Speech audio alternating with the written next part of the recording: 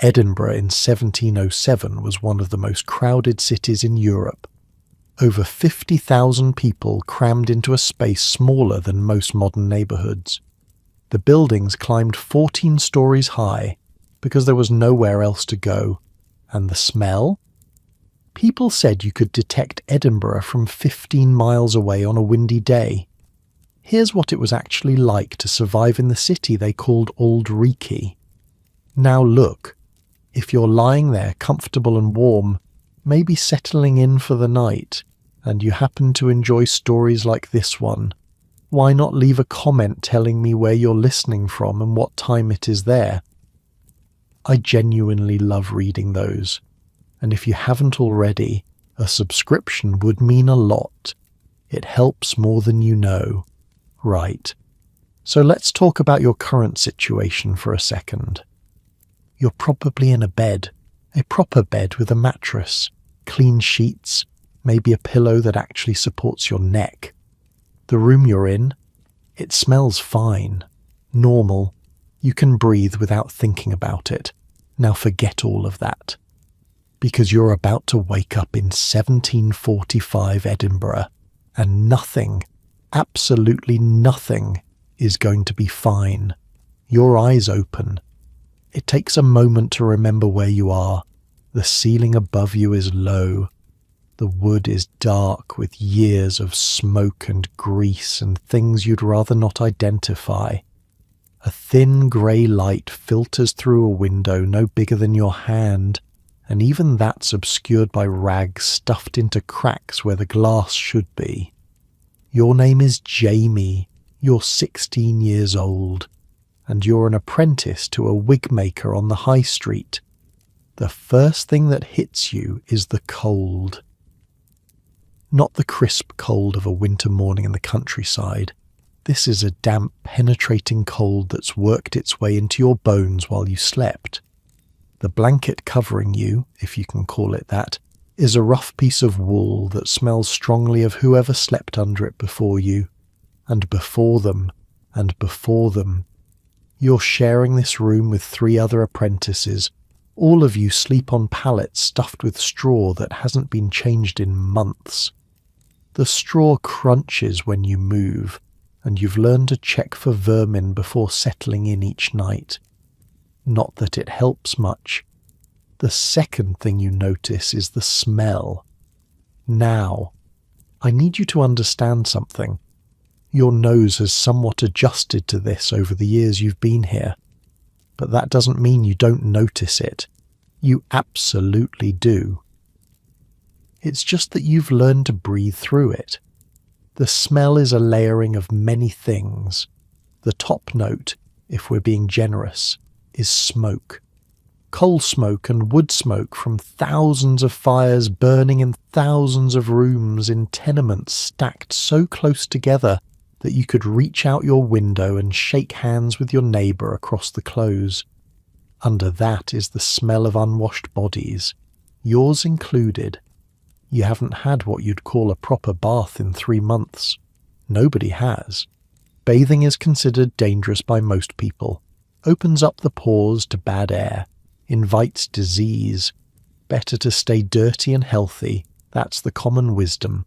And beneath the smoke and the bodies is something else, something darker, the waste. You see, there's no plumbing in 1745 Edinburgh, no toilets, no running water. What you've got is a chamber pot under your pallet shared between 4 apprentices. That gets emptied once a day, if you're lucky. And when it gets emptied, well, that's an experience. The traditional method involves a window and a warning. The words are garde-lou, a corruption of the French phrase meaning watch out for the water, though water is really not what's coming down. At roughly 10 at night and 7 in the morning, windows all across the old town fly open, and the contents of chamber pots arc down into the closes and the streets below. Anyone unlucky enough to be walking beneath might shout, "Hold your hand," in hopes of stopping the deluge. Sometimes it works. The city council has been talking about passing laws to regulate this for years. time limits on when you can throw, fines for hitting someone. But so far, it's just talk. The filth keeps falling. But you're not thinking about that yet. You're thinking about getting up without waking the other apprentices. You're thinking about the long day ahead. You're thinking about the fact that your stomach is empty and has been since the thin oatmeal porridge you had yesterday evening. You swing your legs off the pallet. The floor is cold against your feet. Packed earth covered with rushes that should have been changed weeks ago. Your shoes, such as they are, sit at the foot of your bed. You pull them on quickly. The other apprentices are stirring now.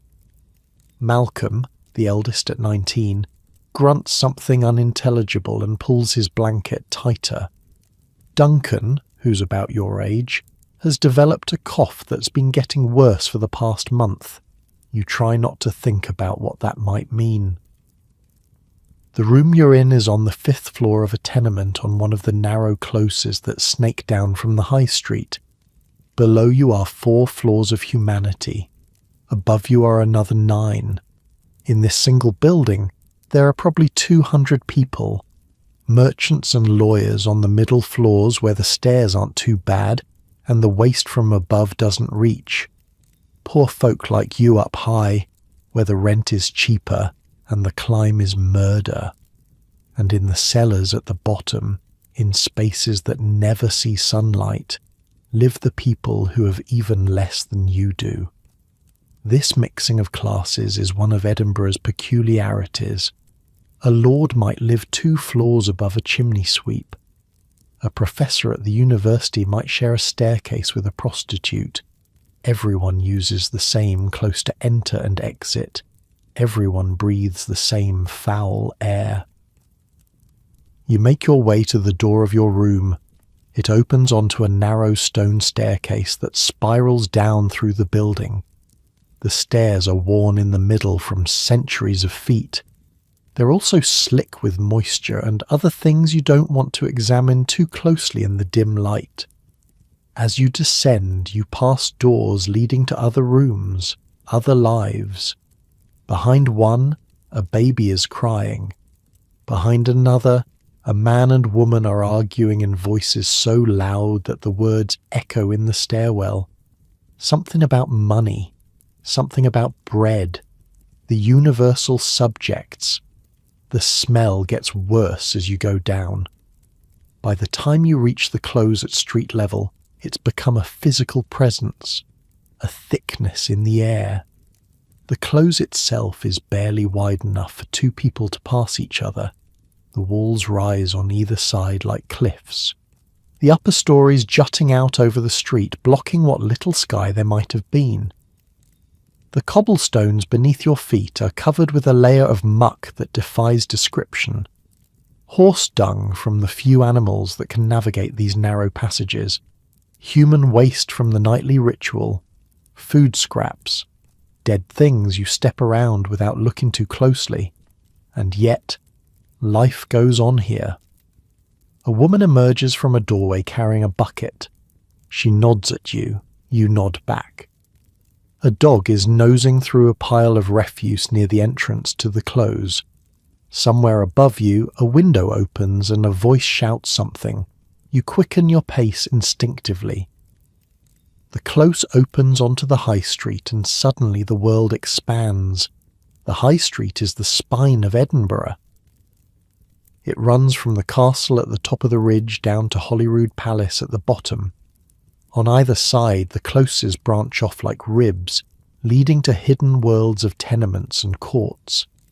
The street itself is wider than anywhere else in the old town, wide enough for carts to pass, wide enough for the chaos of daily commerce, and chaos is the right word. Even at this early hour, the street is already coming alive. Merchants are opening their booths along the front of buildings. A fishwife with a creel on her back is shouting her wares. Water carriers are making their rounds, heavy buckets balanced on yokes across their shoulders. A sedan chair carried by 2 burly Highlanders pushes through the crowd, the occupant invisible behind curtains. You press yourself against a wall to let them pass. Sedan chairs are the taxis of 18th century Edinburgh. If you're wealthy enough to afford one, you can be carried through the filthy streets without getting your fine clothes dirty. The chairmen are often Gaelic speakers from the Highlands, big men who can handle the steep hills and narrow closes while carrying a passenger in a wooden box. The castle looms above everything. 300 feet up on its volcanic rock, it dominates the skyline. The Union flag flies from its highest tower, a reminder that since 1707, Scotland has been bound to England under a single parliament. That's a sore subject for many in this city. There are those who remember the old Scottish Parliament. There are those who dream of bringing it back. But politics is a luxury you can't afford this morning. Your master's shop is halfway down the high street on the south side. It's a good location, prestigious. Wig makers are important people in 18th century Edinburgh. Every lawyer, every judge, every doctor needs a wig. Every gentleman of fashion needs several. The powdered white periwigs you help create are symbols of status and learning. You duck through the door of the shop and into a space that smells of powder and horsehair and the animal glue used to hold everything together. It's a cleaner smell than outside, almost pleasant. Your master, Mr. Crawford, is already there. He's a compact man in his 50s with quick hands and a quicker temper. His own wig is slightly askew this morning. Never a good sign. Late, he says. You look at the light coming through the window. It's barely dawn. No excuse, he continues. We have 3 orders due today. The Advocate Mackenzie needs his new piece by noon. Lord something or other's man is coming for a repair. And there's that young professor who wants something modern. Modern in this context means slightly less ridiculous. The fashion in wigs has been changing. The enormous structures of 30 years ago are giving way to something more manageable, smaller, less powdered. But there are those who cling to the old styles as if their very identity depends on it. You tie on your work apron and take your position at the preparation bench. Your job, as the youngest apprentice, is the lowest work. Preparing the horsehair, cleaning the forms, mixing the powder. The actual construction of wigs is something you're only beginning to learn after 2 years of this. 2 years. You still have 5 to go before you can call yourself a journeyman. 7 years of apprenticeship is standard. 7 years of unpaid labour in exchange for being taught a trade. Your food and lodging are provided by your master, which is why you sleep in that cramped room above the shop, why you eat the thin porridge and the occasional bit of bread and cheese that Mistress Crawford allows you. This is the system. This is how skills are passed down. This is how a boy with nothing becomes a man with a trade, if you survive that long. You set to work on a batch of horsehair that needs to be cleaned and combed before it can be used. The hair comes from the tails and manes of horses, bought from knackers who deal in dead and dying animals. Sometimes you find other things mixed in with the hair, bits of flesh, insects. Once, memorably, a small dead mouse. You learn not to let these discoveries disturb you. The morning passes in a rhythm of labour. Other apprentices arrive. Journeymen take their places at the wig-making benches. Mr. Crawford moves between them, inspecting, criticising, occasionally praising. Customers come and go. Around mid-morning you're sent out on an errand. The Advocate Mackenzie's chambers are in a building near the Parliament Close, where the old Scottish Parliament used to meet before the Union. Now it houses the law courts and the advocates who argue before them. The building is grand by Edinburgh standards.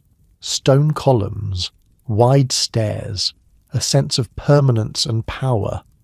You deliver the wig to a servant who looks down his nose at you even though his own situation is probably not much better than yours. The servant to an advocate thinks himself above the apprentice to a wig maker. These distinctions matter here. They're the rungs of a ladder everyone is climbing. On your way back, you pass through the grass market. The grass market sits in a hollow below the castle rock. It's a wide open space by Old Town standards, used for markets and livestock trading, and, on certain occasions, something else entirely. There's a spot near the east end of the market, a patch of ground that's slightly elevated. That's where the gallows stand when needed. They're not there today. The gallows are stored somewhere between executions, only brought out when the courts have determined that someone needs to die in public. But everyone knows this place. Everyone knows what happens here. And when there is an execution, the grass market fills with thousands of people coming to watch. You've seen it twice in your time here. Once for a murderer, once for a man convicted of sheep stealing. Both times the crowd was enormous. People hung out of windows in the surrounding buildings. Vendors sold pies and ale. Children sat on their fathers' shoulders for a better view. The hangings themselves were awful and fascinating, and you couldn't look away even when you wanted to. The first man died quickly. His neck broke clean. The second man was less fortunate. He dangled and kicked for what felt like forever, while the crowd grew restless, and the hangman's assistants eventually pulled on his legs to finish the job. This is justice in 1745 Edinburgh. This is how the authorities maintain order in a city where order is always one bad harvest. One epidemic, one riot away from collapsing entirely. You hurry through the grass market and climb back up toward the high street. The sun, such as it is, has broken through the perpetual haze of smoke that hangs over the city. For a moment you can see Arthur's Seat in the distance, the ancient volcanic hill that marks the eastern edge of the city, green and wild and untouched by all of this. You think about what's out there, beyond the walls of Edinburgh, the countryside you came from, the farm where you were born, your mother, who might still be alive or might not be. You haven't had word in over a year. Letters cost money, and neither of you has much. You came to Edinburgh because there was nothing for you at home. A third son on a small farm has no inheritance coming, no land to work. Your options were the army, the church, or learning a trade. Your uncle knew someone who knew Mr. Crawford, and the arrangements were made. 7 years of your life in exchange for a future. It seemed like a reasonable trade at the time. Some days, like today, you're less certain. You duck into a close and begin the climb back to the shop. Your legs are strong from years of these stairs. Your lungs have adapted to breathing air that would choke someone from the countryside. You've become, despite yourself, a creature of this city. The close is busy now. Women are at the well at its base, drawing water into buckets they'll carry back up to their rooms. The well is the only source of clean water for the entire tenement. Clean being a relative term. The water comes from somewhere underground, filtered through rock and soil. It's better than drinking from the North Loch, which is basically an open sewer at this point. An old man is sitting on a stone step smoking a clay pipe. He nods at you as you pass. You don't know his name, but you've seen him here every day for 2 years. He's part of the furniture of this place, part of its fabric. Back at the shop, the afternoon stretches ahead. There's more work to do. There's always more work to do. And as you bend over the preparation bench, your hands moving automatically through tasks you've done 1,000 times before, your mind wanders to the question that everyone in Edinburgh is asking. What's going to happen next? Because there are rumours.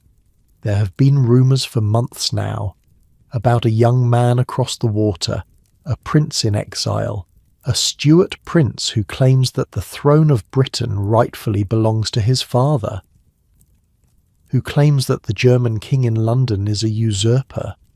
They say this young prince is gathering support. They say he might actually do something about it. They say that soon everything might change. But for now, the powder needs mixing, the horsehair needs combing, and the city outside the window continues its endless, stinking, magnificent dance of survival. You focus on your work, and you wait. Spring comes slowly to Edinburgh. The snow melts.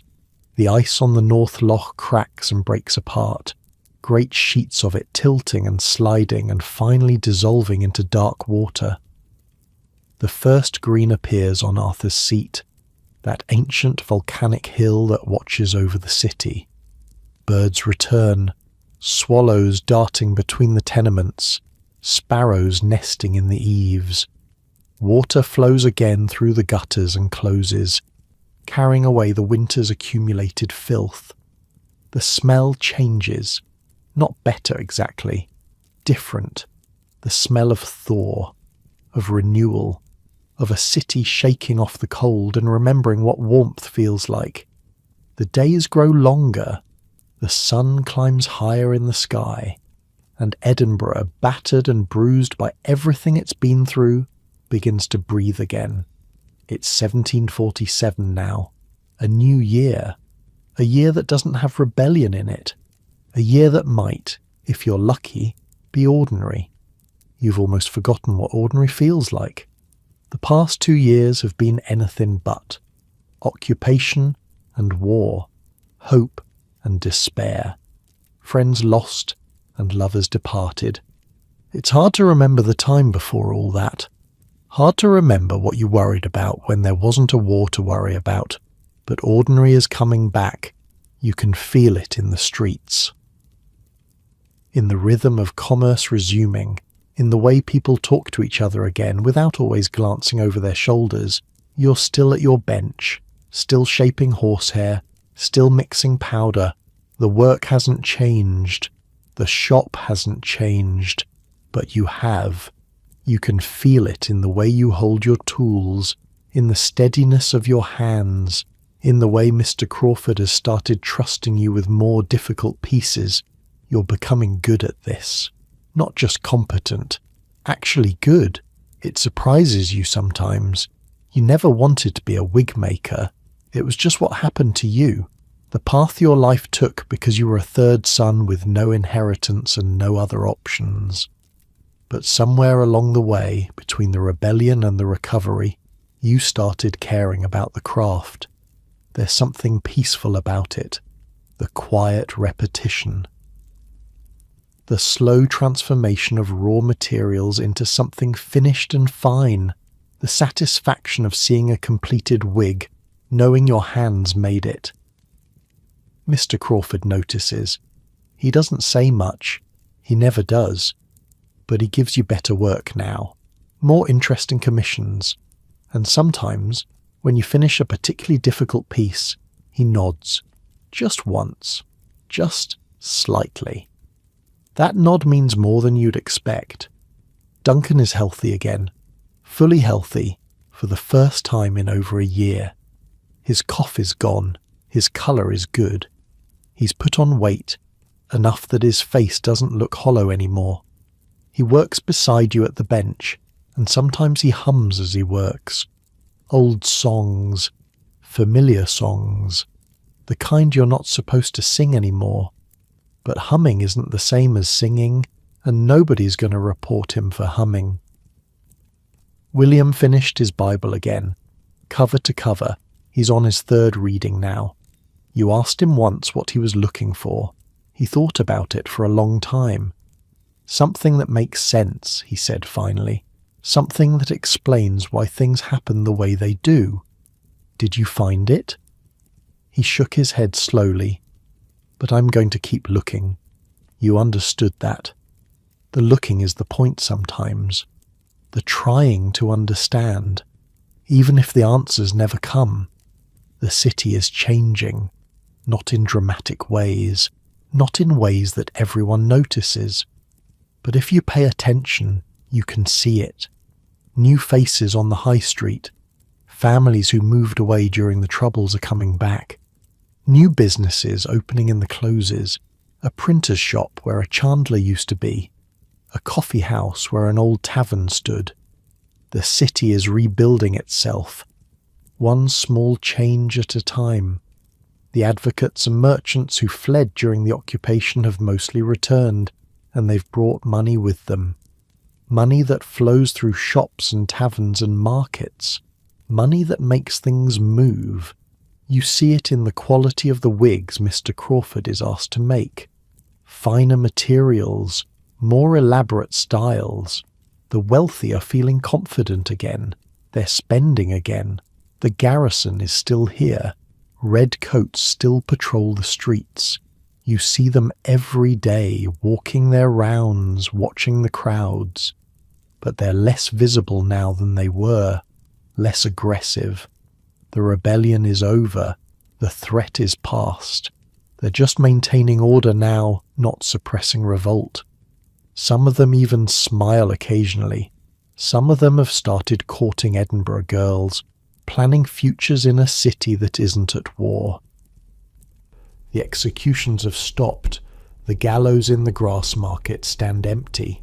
The bodies that hung there have been taken down and buried.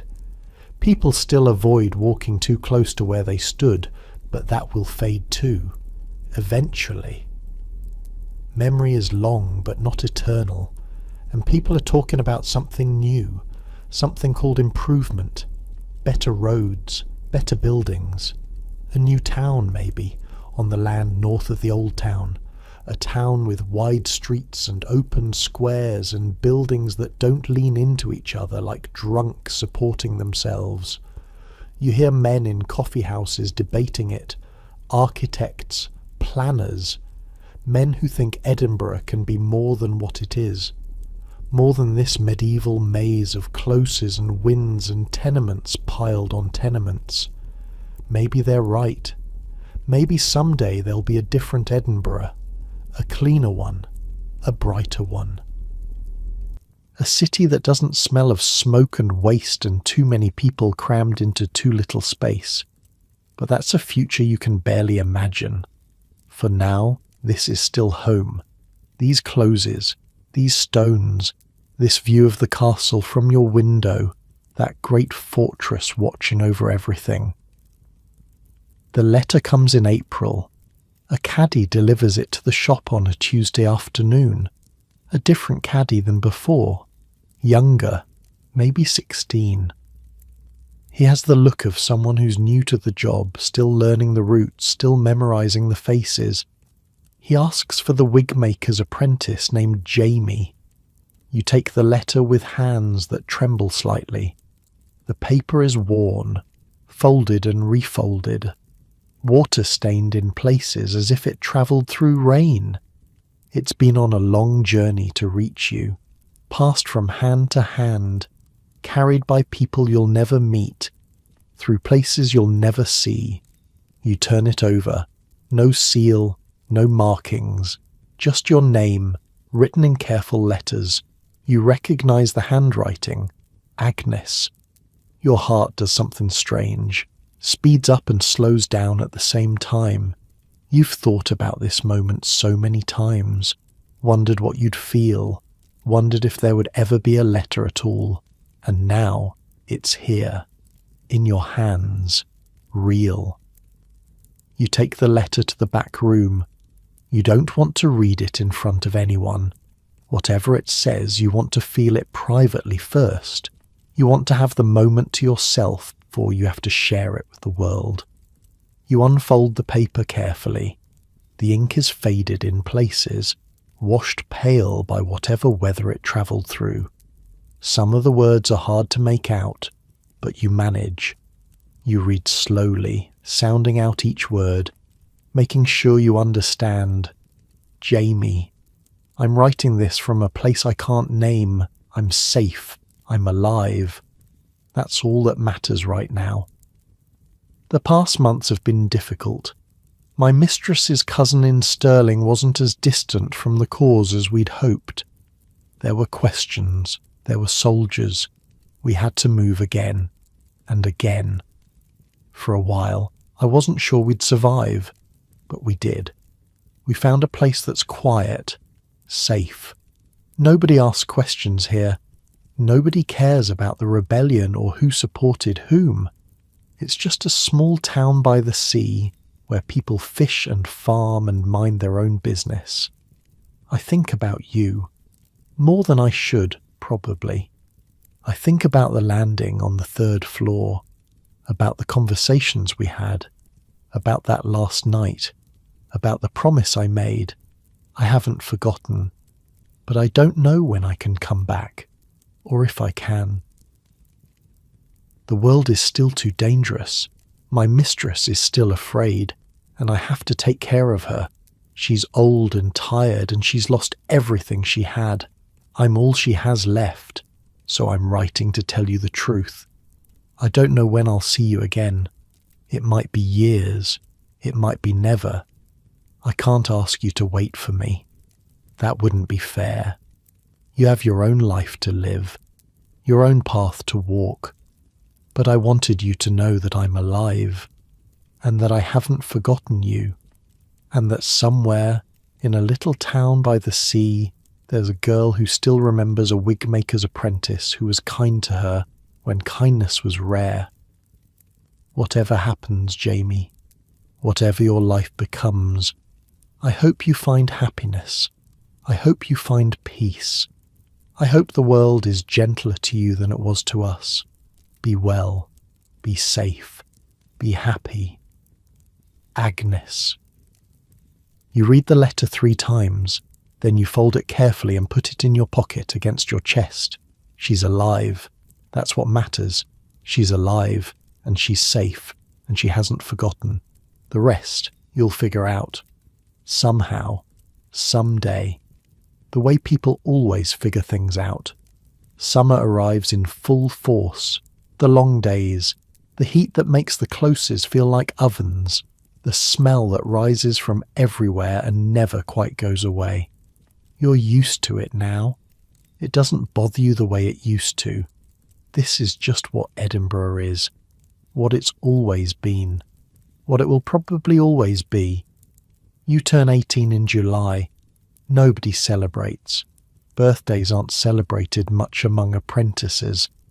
But Duncan sneaks you a bit of ale from somewhere, and William gives you a scrap of ribbon he found in the street. It's blue, faded, worth nothing. But the gesture matters. You're halfway through your apprenticeship now. 3.5 years done, 3.5 years to go. It feels like forever and no time at all. Some evenings, when the work is done and the light is fading, you climb to the top of the tenement and look out over the city. From up here, you can see everything. The castle on its volcanic rock, still flying the Union flag. The spires of the churches punctuating the skyline.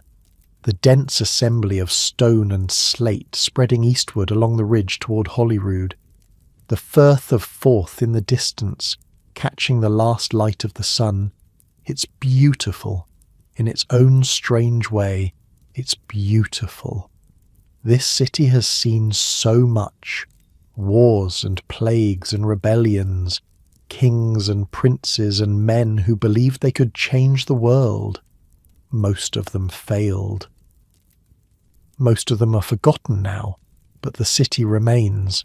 The stones endure. The people go on living day after day, doing what people have always done. Surviving. That's the word, isn't it? Surviving. Not heroics, not glory. Just getting through another day, another week, another year. Finding food, finding shelter, finding moments of connection with other people who are doing the same thing. You think about everyone you've known. Malcolm, dead and buried in a northern grave. Agnes, alive somewhere by the sea. Duncan and William, still here, still working beside you. Mr. Crawford, with his silences and his nods, Mistress Crawford, with her thin broth and her careful rationing, all of them, in their own ways, just trying to survive. The sun sinks lower, the shadows lengthen, the first stars appear in the darkening sky. You think about the future, what it might hold, where you might end up, whether Agnes will ever find her way back, whether you'll still be here in this shop, making wigs for men who think they're important. You don't know. Nobody knows. That's not how life works. But standing here, on this rooftop, looking out over a city that's been through so much and is still standing, you feel something that might be hope. Not the desperate hope of the Jacobites, believing against all evidence that they could change the world. Something quieter, something smaller. Just the simple hope that tomorrow might be a little better than today, that the work will continue, that the people you care about will be safe, that someday, somewhere, there might be something like happiness. It's not much, but it's enough. You take a deep breath. Let it out slowly. The air smells of smoke and stone and the distant salt of the sea. The city settles into evening. Candles appear in windows. Voices drift up from the streets below. The eternal sounds of Edinburgh. People talking, laughing, arguing, living. You turn away from the view and head back down the narrow stairs, past the closed doors, past the sounds of families eating their dinners and putting their children to bed, past all the small, ordinary moments that make up a life. Your room is quiet when you get there. Duncan is already asleep, his breathing slow and steady. William is reading by candlelight, his lips moving silently. The empty space where Malcolm used to sleep has been filled now. A new apprentice, a boy from Leith, just 14, still learning the basics. Life goes on. New people fill the spaces left by the ones who are gone. You lie down on your pallet. The straw has been replaced recently. It's almost comfortable. The blanket is thin but warm enough for summer. You think about Agnes's letter, still folded against your chest. I hope you find happiness. I hope you find peace. Maybe someday you will. Maybe someday she'll come back, and you'll stand on that third-floor landing again, and everything will be different. Or maybe she won't. Maybe you'll find happiness in other ways, in the work, in the craft, in the small moments of connection that make life bearable. Either way, you'll be here, still surviving, still enduring, still getting through one day at a time. The candle burns low. William closes his Bible and blows out the flame. The room goes dark. Through the window, you can see the stars. The same stars that have watched over this city for centuries. The same stars that Agnes is probably looking at right now in her little town by the sea. You're connected in that way, by starlight, by memory, by a promise that might still mean something, even after everything. The building settles around you, the old timbers creaking, the stones holding the warmth of the day, the sounds of thousands of people pressed together in this ancient maze, settling into sleep. Your eyes grow heavy, and now, here, in this moment, you're not so different from where you started, lying in the dark, listening to the city breathe, waiting for tomorrow. But something has changed. You've lived through history now. You've seen princes and armies and executions. You've loved and lost and learned what it means to survive when the world is trying to break you, and you're still here. That matters. That means something. The stars wheel slowly overhead. The city sleeps beneath them, and somewhere in the darkness, in a tenement on the high street, a wigmaker's apprentice closes his eyes. Tomorrow will come. It always does. But tonight, there's just this. The quiet, the darkness, the slow, steady rhythm of breathing. The feeling of being exactly where you are, in a body that's tired but alive, in a city that's wounded but healing, in a world that keeps turning no matter what. Let the warmth of your own bed hold you now. Let the softness of your pillow cradle your head. You've travelled far tonight, through centuries, through stone and smoke and starlight, through the lives of people who lived and loved and struggled just like you do. Now it's time to rest. The story is over, but life goes on, and somewhere in the space between sleeping and waking, the past and the present touch each other gently. Close your eyes, breathe, sleep now. Edinburgh will still be there in the morning, and so will you. The Tronkirk's clock tower strikes 6. You've been at the workbench for nearly 11 hours now, not counting the errand to the advocate's chambers. Your fingers are stiff. Your back aches from bending over the horsehair. The powder you've been mixing has worked its way into every crease of your skin, turning your hands a ghostly white that won't wash off properly for days. Mr. Crawford is satisfied with the day's work. This is as close to praise as you're going to get. He dismisses you and the other apprentices with a wave of his hand and a reminder that tomorrow there's a special order coming in. Some lord from the Highlands wants something elaborate, something expensive, something that will keep everyone busy for a week. You step out onto the high street and the city hits you all over again. The light is different now, golden, slanting. The sun is dropping toward the castle rock, and the shadows of the tenements stretch across the cobblestones like long, dark fingers. The evening crowds are different from the morning ones. Fewer merchants, more workers heading home, more people heading to taverns. Malcolm, the older apprentice, falls into step beside you. He's got a few pennies in his pocket. His sister sent them last month and he's been saving them for a night like this. "Come on," he says. "I'll buy you a drink." This is unusual. Malcolm isn't known for generosity, but you're not about to say no. The tavern he leads you to is down one of the closes off the Canongate. The Canongate runs east from the High Street toward Holyrood Abbey, where the old kings of Scotland used to stay before the Union changed everything. It's a wider road than most in the old town, but the buildings pressing in on either side are still tall enough to block out the sky. Stone faces rising 4, 5, 6 stories, each one packed with families stacked on top of each other. Carts rattle past over the cobbles. A woman carrying a bundle of laundry nearly knocks into you. A man pushing a handcart loaded with coal grunts at you to move aside.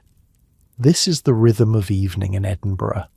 Everyone going somewhere, everyone with somewhere to be. The tavern is called the White Hart, though the sign above the door is so faded you can barely make out the shape of a deer. Inside, the room is low-ceilinged and dark. Smoke from a peat fire mingles with pipe smoke from a dozen customers. The floor is packed earth covered with sawdust and rushes. It smells like spilled ale and sweat and something cooking in the back room. Malcolm orders 2 pints of small beer and leads you to a table in the corner. Small beer is what ordinary people drink. It's weak enough that you could have 5 or 6 pints without getting properly drunk, but it's safer than water and more filling than you'd expect. The brewing process kills whatever might be living in the water. Smart people figured that out even if they didn't understand why. The ale comes in wooden cups. It's dark and slightly bitter and surprisingly cold. You drink half of yours in one go. Malcolm watches you with something like amusement. thirsty," he says. You just nod.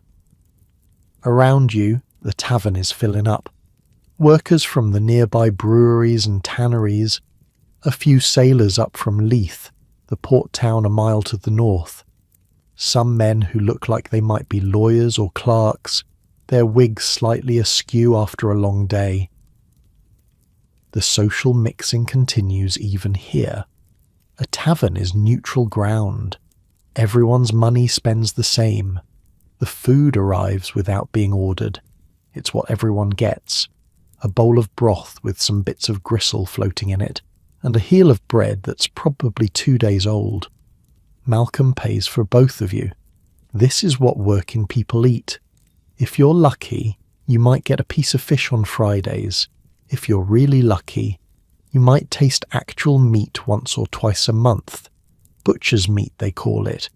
Beef or mutton from the flesh market close, where the blood runs down the cobblestones and into the drains. The wealthy eat differently, of course. Up in their apartments on the better floors, they're having roast fowl and puddings and wine from France. The merchants and lawyers and doctors who can afford to buy whatever they want. But that world is as distant from yours as the moon. You eat in silence for a few minutes. The broth is thin but warm. The bread is tough but fills the hollow space in your stomach. This is better than what you'd get back at the shop. Mistress Crawford is not known for her generous portions. Malcolm leans back and looks at you. You hear what happened at the castle this morning? You shake your head. They nearly doubled the garrison. More redcoats coming up from the south. This gets your attention. The castle garrison is already substantial. Edinburgh has been a military town since the Jacobite rising back in 15, when supporters of the exiled Stuart king tried to take back the throne. The government won that time. They've been nervous ever since. Why, you ask? Malcolm shrugs, but there's a look in his eye that suggests he knows more than he's saying. People are talking, he says quietly, about the young one, the prince. You glance around the room. Nobody seems to be paying attention to your conversation, but in a city like this you never really know who's listening. The young prince, Charles Edward Stuart, the son of the man who claims to be the rightful king of Britain. He's somewhere in France right now, people say. Or maybe Italy, growing up in exile, waiting for his chance. There are those in Edinburgh who still toast to the king over the water, who slip Stuart coins into collection boxes for the cause, who remember what Scotland was before the Union, before the English Parliament took over, before the castle became a symbol of occupation rather than sovereignty. And there are others who think all of that is dangerous nonsense, who have prospered under the new order, who see the Stuart cause as a pathway to civil war and ruin. Malcolm is somewhere in between, you think, like most people. My uncle, he says, was out in the 15, fought at Sheriffmuir, lost 3 fingers to a cavalry sabre. You didn't know that about Malcolm's uncle. He doesn't talk about it, Malcolm continues, but sometimes when he's had a few drinks he sings the old songs. You know the ones, you know the ones, everyone knows the ones.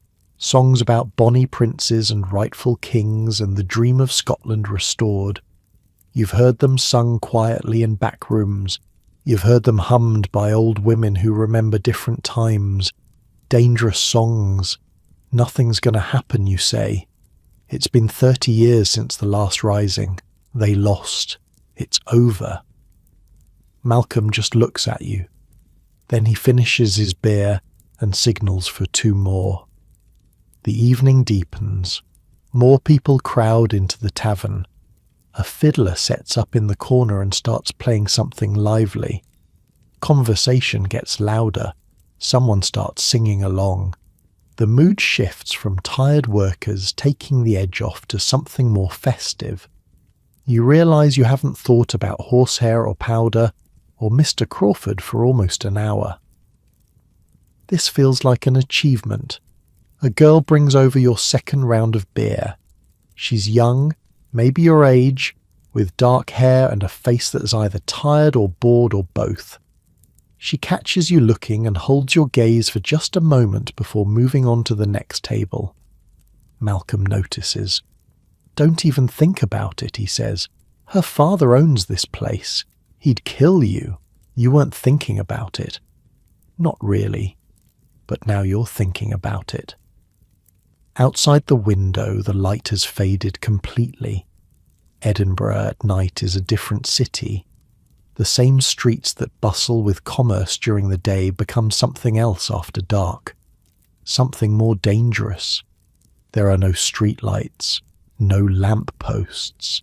If you want to see where you're going, you bring your own candle or lantern, or you hire a link boy to carry one for you. Link boys are usually children, earning a few pennies by leading drunken gentlemen through the dark streets to their destinations. It's honest work, mostly. The problem is that darkness hides things. Pickpockets work the crowds outside taverns, waiting for men who've had too much to drink. Footpads lurk in the closes, ready to club a passing stranger and rifle through their pockets. Some of them work in pairs, one to distract you with a question or a sob story, the other to come up behind you with a cudgel. The city guard patrols some areas, but they can't be everywhere, and some of them are as corrupt as the criminals they're supposed to catch. Pay them enough and they'll look the other way while your shop is robbed. Cross them and you might find yourself arrested for something you didn't do. There are worse things than thieves out there too. Men who've lost their minds to drink or disease. Women desperate enough to do anything for the price of a meal. Children who've grown up in the cellars of the Cowgate, never knowing anything but darkness and violence. The city produces these people, crushes them between its stones like grain in a mill, and then acts surprised when they turn dangerous. Women of a certain profession work the darker corners of the Canongate and the Cowgate. This is the oldest business there is. Edinburgh pretends to be shocked by it even as it supports a thriving trade. The Kirk thunders against sin on Sundays. The customers return on Monday nights. You've learned to navigate this world. You know which closes to avoid after dark. You know how to walk quickly and quietly, with your hands in sight and your head down. You know not to make eye contact with strangers. You know not to carry anything worth stealing. But tonight you're not alone. Malcolm is with you. And Malcolm, despite his skinny frame, has a reputation for being handy in a fight. We should go, you say. Mistress Crawford locks the door at 10. Malcolm waves for a third round. Another hour won't hurt, he says. It's not even 8 yet. You stay. The fiddler plays faster now. People are dancing, sort of. It's more like shuffling in place, but the energy is infectious. The girl with the dark hair is weaving between tables carrying drinks, dodging hands that reach for her. She handles it all with practiced ease. You think about your life, the 7 years stretching ahead of you, the cramped room and the thin porridge and the endless work. And you think about what Malcolm said, about soldiers arriving, about the prince across the water. What would you do if he came?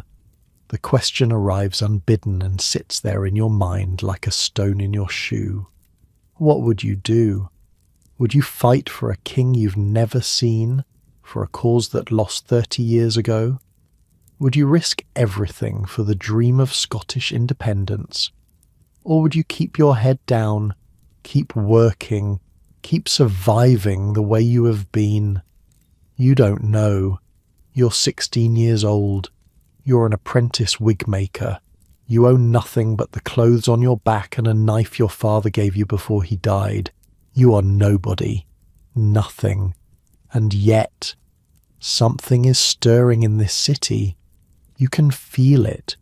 In the way people talk, in the way they look at the redcoats in the streets, in the way old men sit a little straighter when certain songs are played. Malcolm is watching the room with an expression you can't quite read. "I've been thinking," he says, "about when my time's up. His apprenticeship ends in 2 years.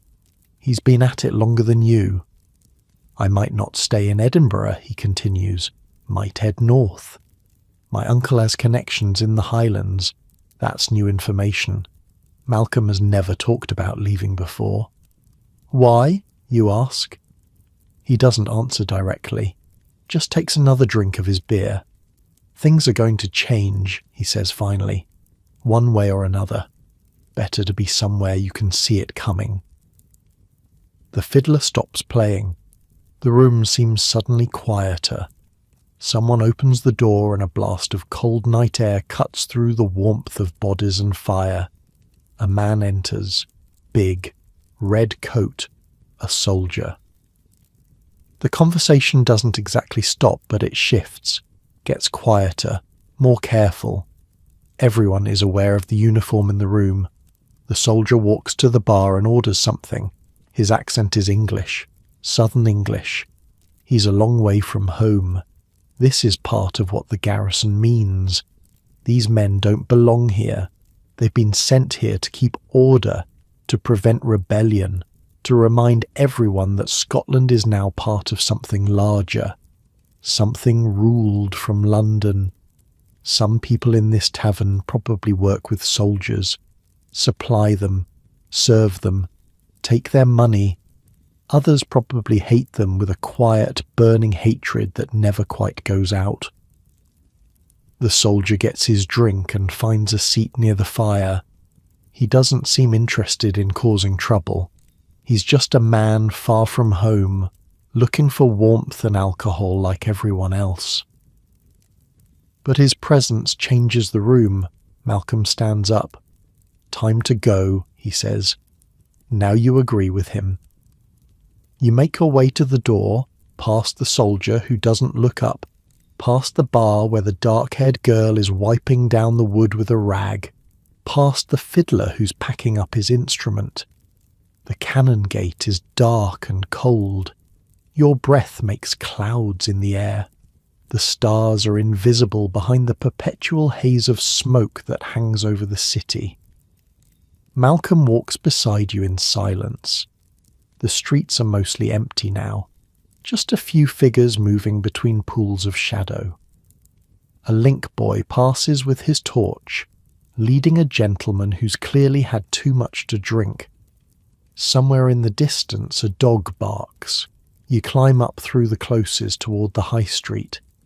The stairs are treacherous in the dark. You've done this climb 100 times, but each time you're aware of how easy it would be to slip, to fall, to crack your head open on the worn stone and lie there until morning, when someone would find you. The close is alive with sounds even at this hour. Behind closed doors, families are settling in for the night. You hear a mother singing to a child, an old man coughing.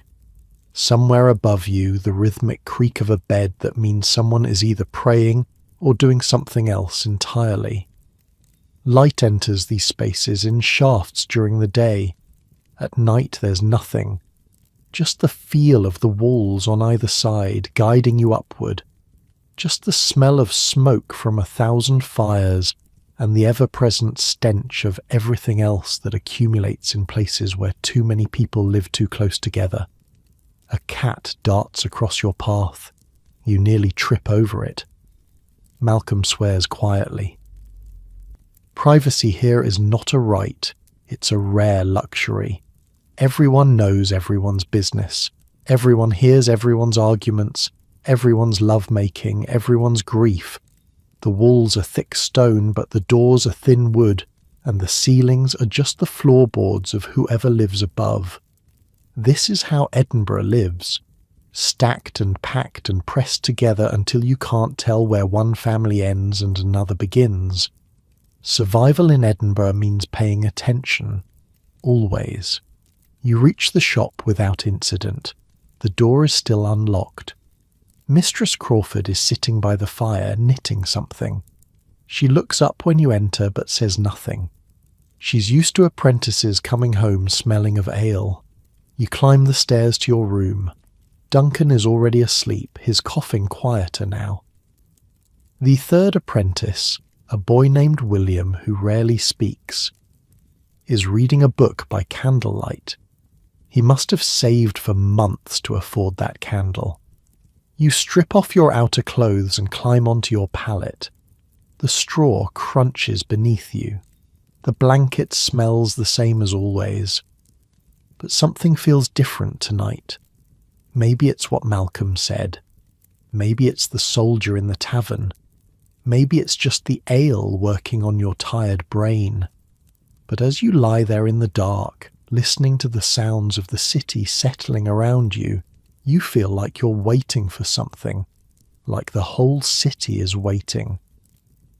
Outside your window, Edinburgh breathes and shifts and dreams its old dreams. The castle looms on its ancient crag, high above the valley floor, holding its garrison of redcoats and its store of weapons and its centuries of history. And somewhere far away, across the water, a young prince is making plans. You close your eyes. Sleep comes eventually, and with it, dreams of fire and music and streets you don't recognize running with people you've never seen. Tomorrow is another day of work, but tomorrow is also one day closer to whatever is coming. Sunday arrives like it always does, with bells. The Tronkirk starts it, then St. Giles, then every other church in the city joins in until the whole of Edinburgh is drowning in the sound of bells calling the faithful to worship. You can't ignore them, that's the point. In Scotland, the kirk is everything. The Church of Scotland runs this country in ways the government in London never could. Ministers track who attend services. Elders visit homes to make sure families are praying. Skip church too many times and you'll find yourself hauled before the kirk session, answering questions about your faith while the whole congregation watches. This is how order is kept, not just through soldiers and magistrates, but through the watchful eyes of neighbours who report each other's sins, adultery, drunkenness, working on the Sabbath, speaking ill of the minister. All of it is noted. All of it is punished. You roll off your pallet and immediately notice something wrong. Duncan isn't moving. He's still under his blanket, curled on his side, and his breathing sounds like someone dragging stones across gravel. Hey, you shake his shoulder. Duncan, wake up. He opens his eyes. They're glassy, unfocused. His skin, when you touch his forehead, is burning hot. Can't, he whispers. His voice is a croak. Can't get up. Malcolm is already dressed. He comes over and looks down at Duncan with an expression that's hard to read. It might be concern. It might be something else entirely. He needs to see a doctor, you say? Malcolm laughs. It's not a kind sound. With what money? You don't have an answer for that. Apprentices don't get paid. The food and lodging are supposed to be payment enough. If Duncan needs a doctor, Mr. Crawford would have to pay for it. And Mr. Crawford is not known for his generosity towards sick apprentices. Stay with him, Malcolm says. I'll tell the master. He leaves. You sit on the edge of Duncan's pallet and watch him breathe. Each breath is a struggle. Each exhale rattles in his chest like something's loose in there. You've seen this before, back on the farm before you came to Edinburgh. A neighbour's son got sick like this, started with a cough, turned into something worse. They buried him 3 weeks later. Duncan, you say quietly, can you hear me? His eyes flutter open again. He tries to smile. Told you, he whispers. Told you this city would kill me. He did say that. When he first arrived about a year ago, he kept talking about how he missed the countryside, how the air in Edinburgh was poison, how the close felt like a tomb pressing in on him from all sides. You thought he was being dramatic. Maybe he wasn't. Mr. Crawford appears in the doorway. He's dressed for church in his best coat, his wig freshly powdered. Behind him, Mistress Crawford peers over his shoulder with an expression of distaste. "How bad?" Mr. Crawford asks. "Bad, you say. He needs help."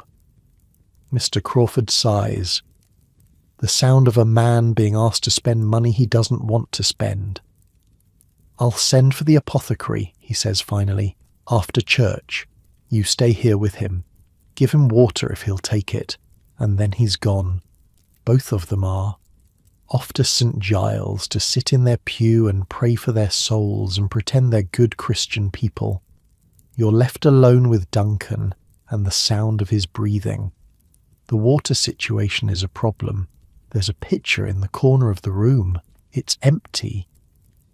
The well at the bottom of the close is 7 flights of stairs down. You'll have to go get it yourself.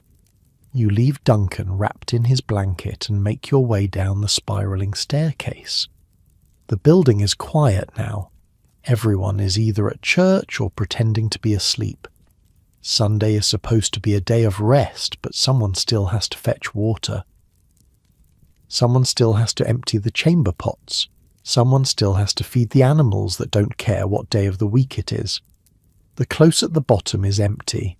Sunlight falls in shafts through the gaps between buildings, illuminating dust motes and things you'd rather not identify floating in the air.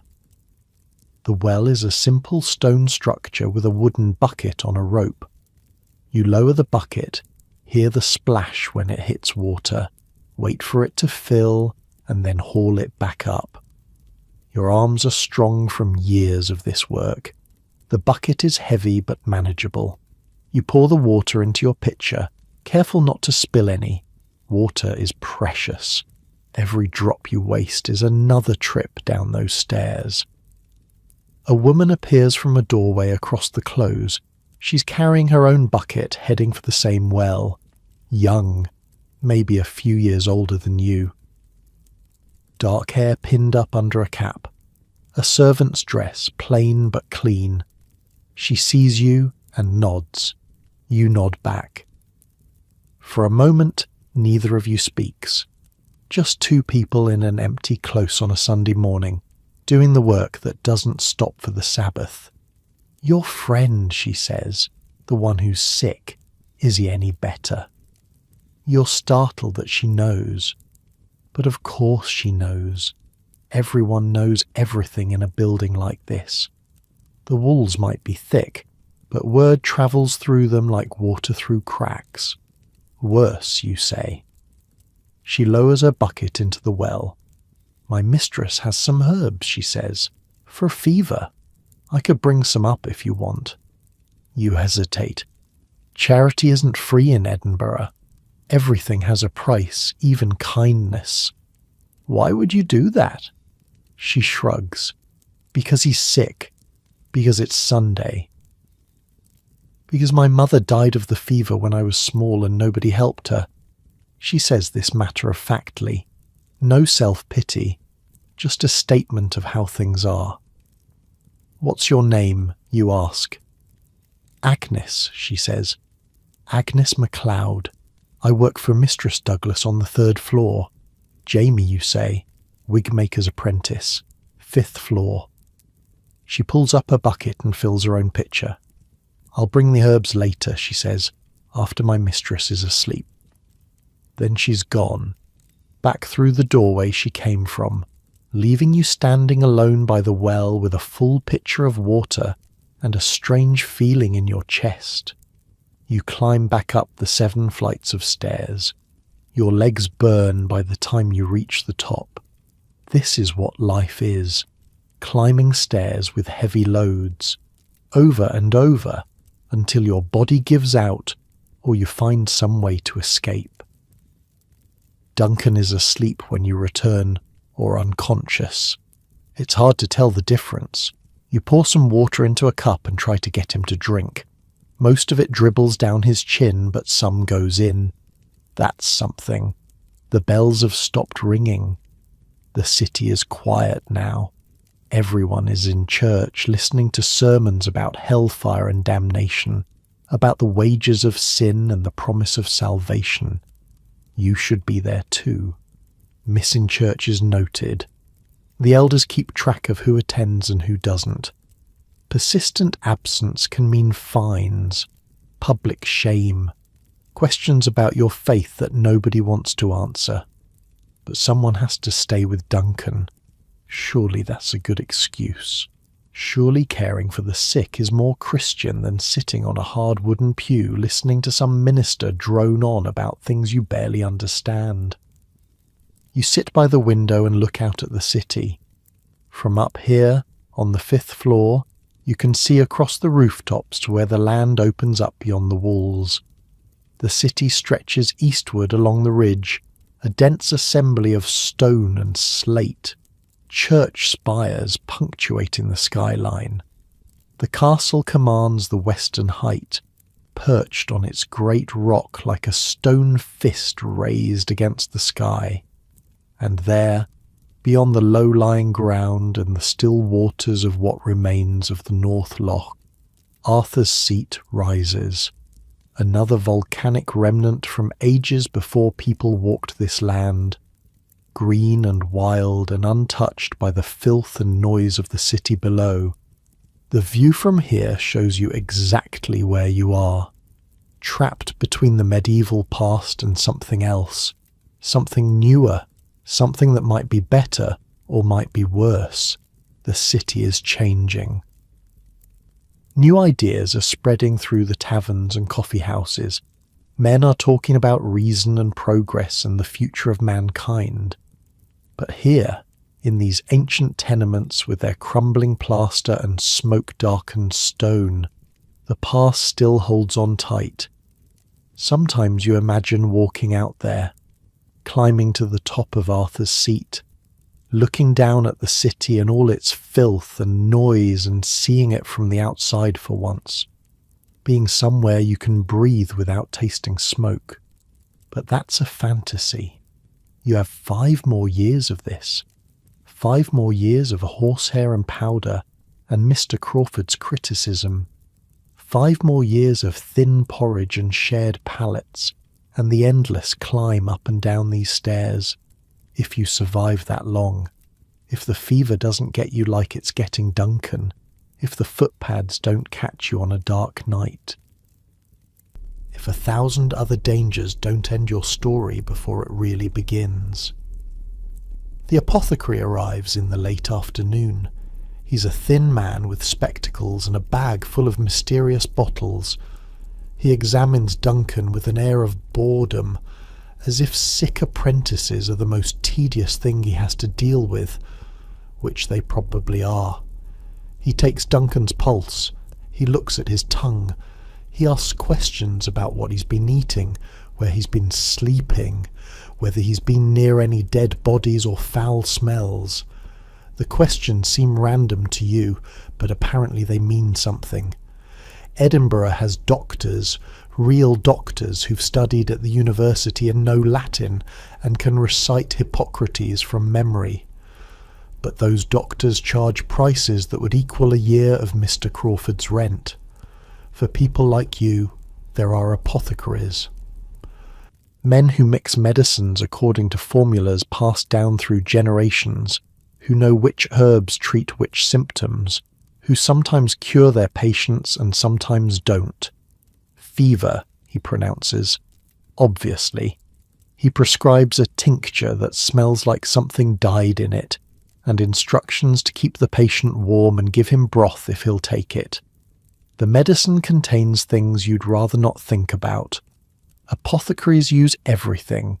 Ground up minerals, animal parts, plants that would kill you in the wrong dose. It's all mixed together according to principles you don't understand, based on theories about humours and balances that go back to the ancient Greeks. Will he live? You ask. The apothecary shrugs. God's will, he says. And then he leaves to collect his fee from Mr. Crawford. You stand there holding the bottle of tincture, feeling useless. That evening Agnes appears at the door. She's carrying a small cloth bundle. Inside are dried herbs that smell sharp and green, completely unlike the apothecary's medicine. My grandmother's recipe, she says. Steep it in hot water. Make him drink as much as he can. You take the bundle. Your fingers brush hers for just a moment. Thank you. She looks past you to where Duncan lies on his pallet. He looks bad, she says. I know. I lost a brother to the fever, she continues. He was about his age. It was 5 years ago. We lived in a room in the Cowgate back then, before I found work here. The Cowgate. You know that street. It runs below the high street, in the valley between the ridges. It's where the poorest of the poor live, in cellars that never see sunlight, in rooms where water runs down the walls and mould grows on everything. You walked through there once, on an errand for Mr. Crawford. The smell was different from the rest of the city. Worse, somehow. More concentrated. The people who looked out from doorways had faces that seemed older than their years. Children with the eyes of old men. Women who might have been beautiful once before poverty ground them down. The buildings there are the same stone tenements as everywhere else, but somehow they feel heavier, more oppressive. The closes are narrower, the light barely reaches the ground, and the sounds are different too. Less commerce, more desperation. Less laughter, more crying. If you fell far enough, if you lost your apprenticeship and had nowhere else to go, that's where you'd end up. In the Cowgate, among the people who have nothing left to lose. I'm sorry, you say. She shakes her head. Don't be sorry. Just don't let him die if you can help it. She turns to go. Agnes, you say. She stops. Come back tomorrow. Let me know if the herbs work. She almost smiles. All right, Jamie. I'll come back tomorrow. Then she's gone, and you're left with the herbs and the sick boy and the long night ahead. You make the tea the way she said, hot water from the kettle. Mistress Crawford reluctantly allowed you to use. The herbs steep and turn the water a brownish-green colour. It smells like the countryside, like fields and forests and places that aren't Edinburgh. Duncan drinks it. Not much, but some. His fever seems to ease a little. His breathing sounds slightly less like a death rattle. Or maybe that's just hope talking. The night passes slowly. You doze in a chair you dragged over from the corner. Every few hours you wake to check on Duncan, to give him more tea or water. Malcolm comes back from somewhere around midnight, smelling of ale and smoke. He looks at Duncan, looks at you, and says nothing. William, the quiet apprentice, reads his book by the last of his candle. When the flame finally gutters and dies, he sighs and curls up on his pallet, and the city sleeps. Somewhere out there, behind the facades of the Royal Mile, in shared spaces where neighbours conduct the business of survival, other dramas are playing out. Other people are sitting up with sick relatives. Other servants are sneaking through doorways with bundles of herbs. Other boys are wondering if they'll live long enough to see the end of their apprenticeship. The buildings are worn, their plaster is crumbling, their stone is darkened by smoke. But life persists. It always does.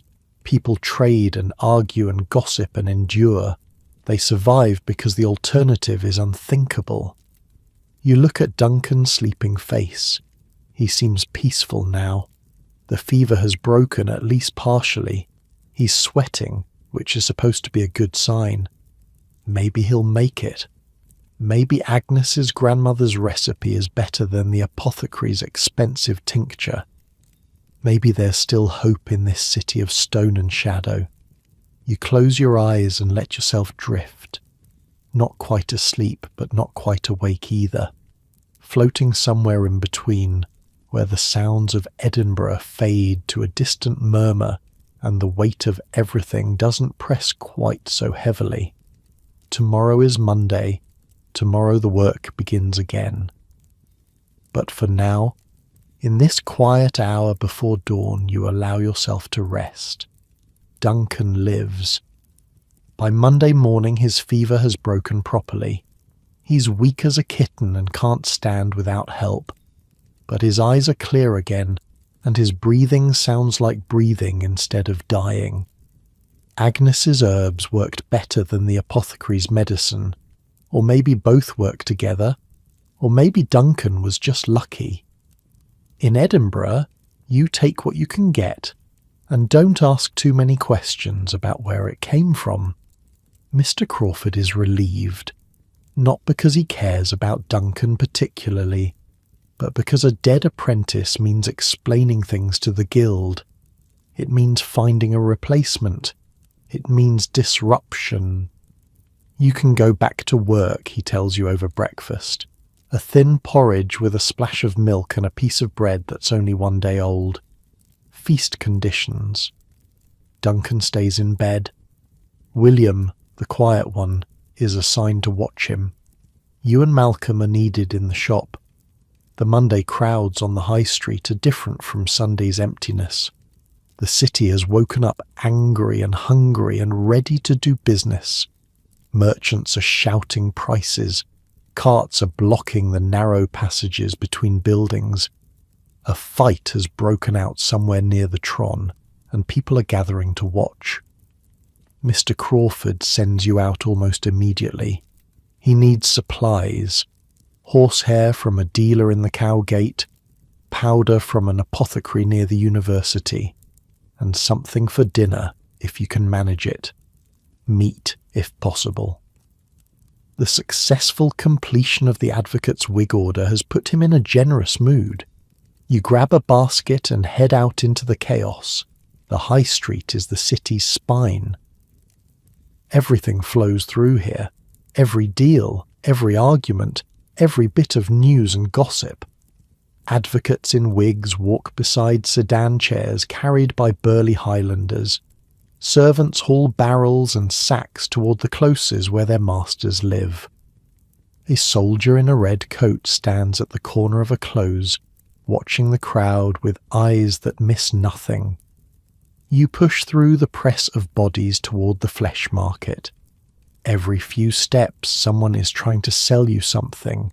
A woman with a basket of eggs, a boy with ribbons pinned to a board, a toothless old man claiming his tonic will cure anything from gout to impotence. The noise is constant. People shouting prices, haggling, arguing, laughing. This is the sound of commerce, the sound of survival. The flesh market close drops steeply down from the high street toward the Cowgate. It's narrow. Treacherous. The cobblestones are slick with things you try not to think about. Blood runs down the channels in the centre of the street, mixing with the general filth that accumulates in any place where meat is sold. But this is where the butchers work, and if you want meat in Edinburgh, this is where you come. The smell hits you before you see anything. Blood. Fat. The particular sweetness of flesh that's been hanging too long. The butchers work in stalls along both sides of the close, their wares displayed on wooden tables. Carcasses hang from hooks, sheep, pigs, cattle that have been driven down from the highlands and slaughtered here, within sight of the castle. Flies buzz despite the cold. Dogs lurk at the edges waiting for scraps. A cat watches from a windowsill with the patient expression of a creature that knows exactly where its next meal is coming from. The butchers themselves are big men mostly. You'd have to be to swing a cleaver all day and haul sides of beef from hooks. Their aprons are stiff with dried blood. Their hands are red and raw from constant washing in cold water. They call out to passing customers with voices hoarse from shouting. You're not here to buy from the fancy stalls where the whole joints hang. Those are for wealthy households with money to spend. The advocate's wife, the merchant's cook, people who can afford to be choosy about what they eat. You're looking for something cheaper. Offcuts, trimmings, the bits that no respectable household wants, but that make perfectly good stew if you don't look too closely. A butcher near the bottom of the close knows Mistress Crawford. He sets aside the less desirable pieces for customers like you. Today he's got some neck bones with a bit of meat still attached, and some liver that's only slightly grey around the edges. 6pence, he says. You haggle. That's expected. After a few minutes of back and forth, you settle on 4pence, which is what both of you knew it would be from the start. The dance matters, though. It's part of how things work. The meat goes in your basket, wrapped in paper that was probably a pamphlet about something political before it got recycled. Next stop is the cowgate for the horsehair. You take a different route down. The closes that connect the high street to the cowgate are like vertical streets, dropping down the slope of the ridge through darkness and stench. Light enters in shafts where gaps between buildings allow it. Smoke drifts from windows. Laundry hangs on lines strung between walls, dripping onto the heads of people passing below. A dog scavenges in a pile of refuse. It looks up at you with yellow eyes, decides you're not a threat, and goes back to its meal. At the bottom, the cowgate stretches east and west. It's darker down here. The tenements rise on both sides, blocking what little sky there is. The people who live here look different from the people on the high street. Thinner, harder, more desperate. You find the horsehair dealer in a shop that's barely more than a hole in a wall. He's an old man with hands like claws and eyes that have seen too much. He sells you what Mr. Crawford ordered without much conversation. The horsehair goes in your basket on top of the meat. Now for the powder. You climb back up to the high street and head east toward the university. The colleges of Edinburgh are clustered near the cowgate, in buildings that look almost as old as the tenements around them. Students in their dark gowns hurry between classes. Professors walk with books under their arms, discussing things you'll never understand. There's a coffee house near the corner that's always full of men arguing. You can hear them through the open door as you pass. Something about trade policy. Something about the nature of property. Words you recognize individually, but that don't make sense strung together. Coffee houses are new in Edinburgh. They've only been around for maybe 30 years, but they've changed things. Men gather there to read newspapers, to discuss ideas, to argue about everything from politics to philosophy. Coffee keeps them awake and alert. It's not like ale, which dulls the mind. Coffee sharpens it, or so people say. The men in these coffee houses are building something. You can feel it even if you don't understand it. A new way of thinking about the world. They call it the age of reason, the age of progress. They believe that human beings can figure out the answers to any question if they just think hard enough and observe carefully enough. Some of them are professors, some are lawyers, some are doctors or clergymen. They come from different backgrounds, but they share something, a hunger for knowledge, a belief that things can be better. You've heard stories about some of them. A philosopher named Hume who writes about morality and may or may not believe in God. People whisper that he's an atheist, though he's too clever to say so openly. An economist named Smith who's studying how wealth is created and distributed, who talks about markets and labour and the invisible forces that shape commerce. A historian named Robertson who's rewriting the story of Scotland with footnotes and sources instead of legends and myths. These are the men who are making Edinburgh famous beyond Scotland, beyond Britain even. They're being read in Paris and Amsterdam and Philadelphia. They're changing how people think about everything. But that world is as far from you as the moon. You buy the powder from an apothecary shop near the old college.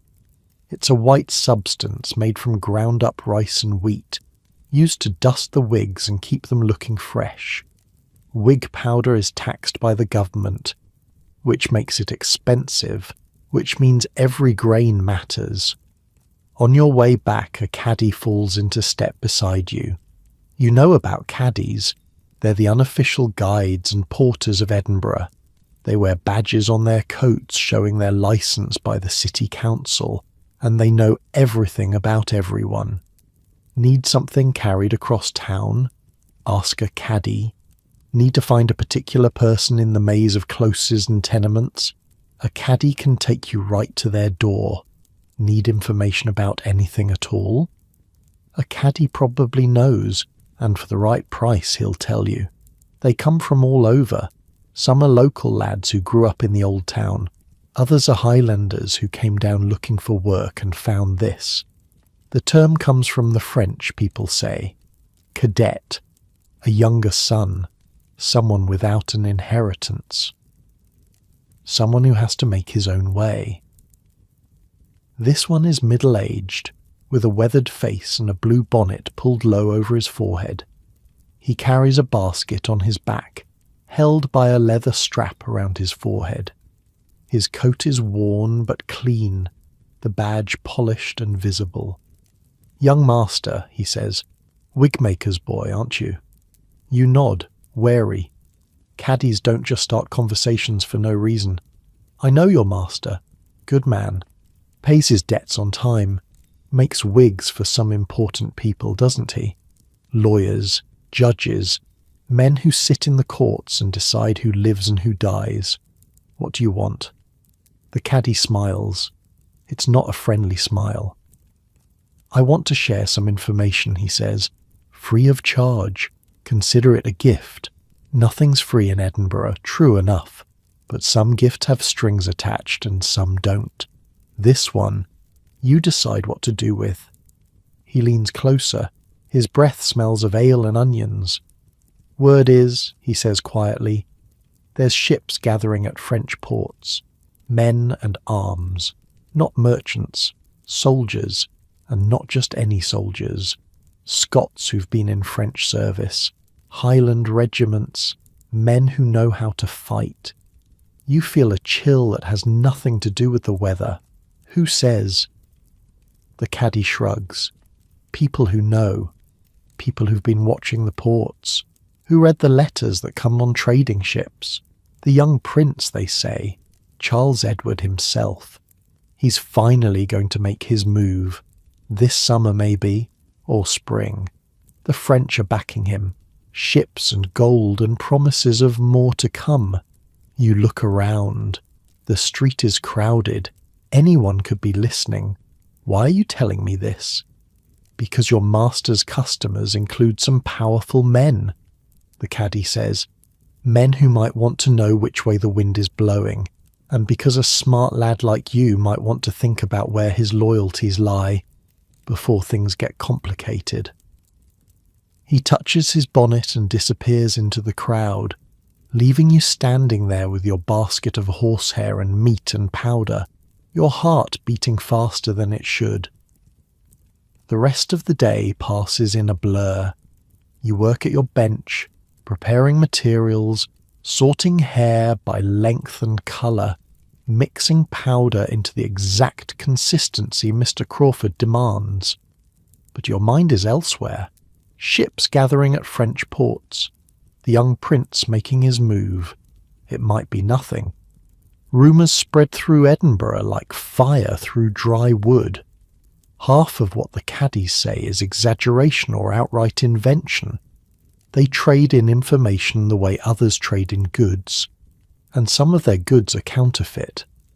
But what if it's true? What if Charles Edward Stuart really is coming?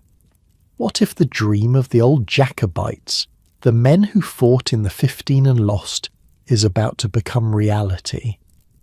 You think about Malcolm's uncle with his missing fingers, about the songs sung quietly in back rooms, about the soldier in his red coat standing at the corner of a close, watching. Edinburgh is a garrisoned city. The castle above is full of government troops. They're here specifically because of the threat of Jacobite rebellion. If the prince lands, if he raises an army, this is where the battle lines will be drawn, and you're here, in the middle of it, with no money, no power, no say in what happens next. That evening, Agnes comes to check on Duncan.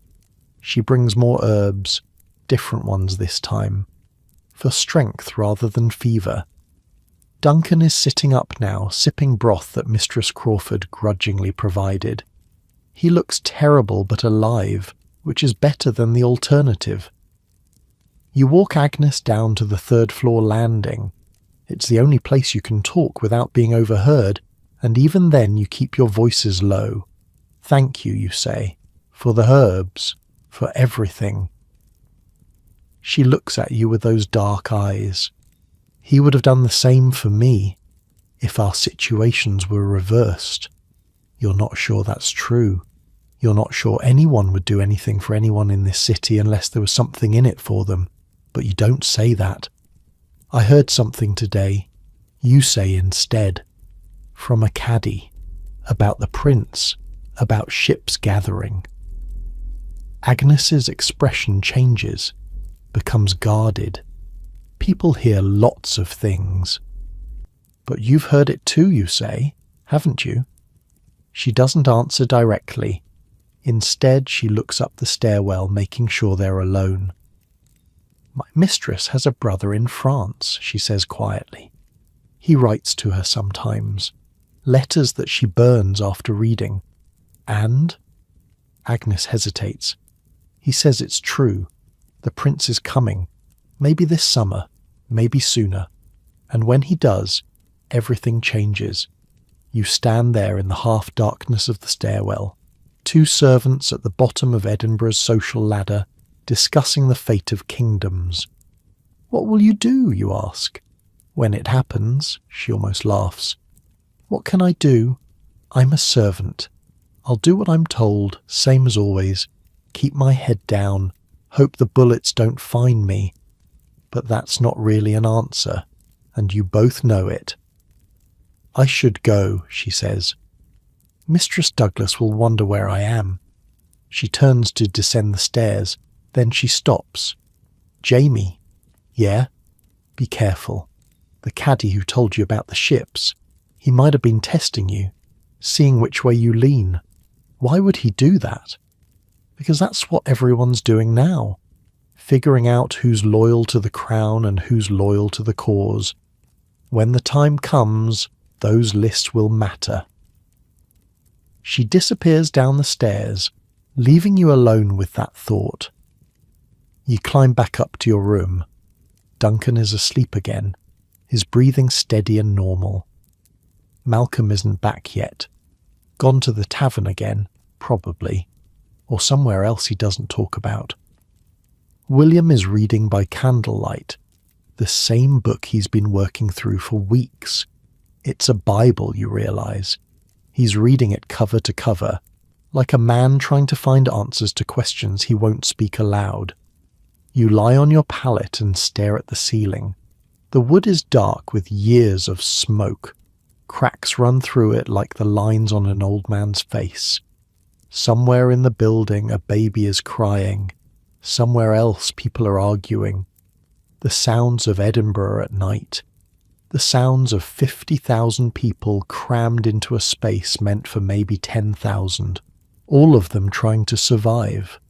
The straw crunches beneath you. The blanket scratches against your skin. Outside your window, the city is settling into darkness. The endless smoke rises from chimneys, catching the last light of day and turning the sky a muddy orange. Somewhere out there, a drunk is singing one of the old songs, the ones about bonny princes and rightful kings. His voice echoes through the close, bouncing off stone walls that have heard centuries of such songs. Other voices join in, a chorus of longing and defiance drifting up through the night air. Ships gathering at French ports. The prince is coming. Everything changes. You think about what Agnes said, about lists being made, about people figuring out who's loyal to the crown and who's loyal to the cause. What would happen to you if you chose wrong? What would happen to Duncan, who's too weak to fight for anyone? What would happen to Agnes, caught between a mistress with secret letters and a city that will tear itself apart when the time comes? And what about the men in the coffee houses, the philosophers and economists and historians building their new way of thinking? What happens to them when armies march and blood runs in the streets? Do their theories about reason and progress survive the chaos? You don't have answers. You're 16 years old. You're a wigmaker's apprentice. You don't make history. You just live through it if you're lucky. You close your eyes. But sleep is a long time coming. And when it finally arrives, your dreams are full of ships and soldiers and a young prince with a face you've never seen, leading an army of ghosts through streets that burn. Summer comes to Edinburgh like a thief. One day you're still wearing your heaviest coat and shivering in the morning air. The next, the sun is beating down on the cobblestones, and the smell of the city has intensified to something that makes your eyes water. Heat changes everything. The closes become ovens. The stone walls that held in the cold through winter now hold in the warmth, trapping it in narrow passages where the air doesn't move. You walk through them and feel the heat pressing against you from all sides. Above, below, left, right. There's no escape from it. The smells that were merely unpleasant in February become unbearable in July. The waste that froze solid in the gutters now bakes and festers in the sun. It doesn't just smell anymore. It has texture. It has weight. You can taste it on your tongue when you breathe. You learn to breathe through your mouth. Everyone does. It doesn't really help, but it feels like you're doing something. At night, the heat doesn't break. It just softens slightly. You lie on your pallet in the cramped room on the 5th floor, the straw scratching against your sweating skin, and you try to sleep. Duncan coughs in his corner. William reads his Bible by candlelight, the flame adding its own small heat to the room. Malcolm is restless, turning and turning on his pallet, muttering things you can't quite hear. The days blur together in a haze of heat and work. You sit at your bench in the shop, your fingers sticky with sweat, trying to work horsehair that doesn't want to cooperate. The powder clumps. The glue dries too fast. Everything is harder in summer. But there's something else in the air this summer. Something that doesn't have anything to do with the weather. Rumours. They've been circulating for months, of course. The caddie's words about ships gathering in French ports. The whispers in taverns about the young prince making his move. But now the rumours have teeth. Now they come with details.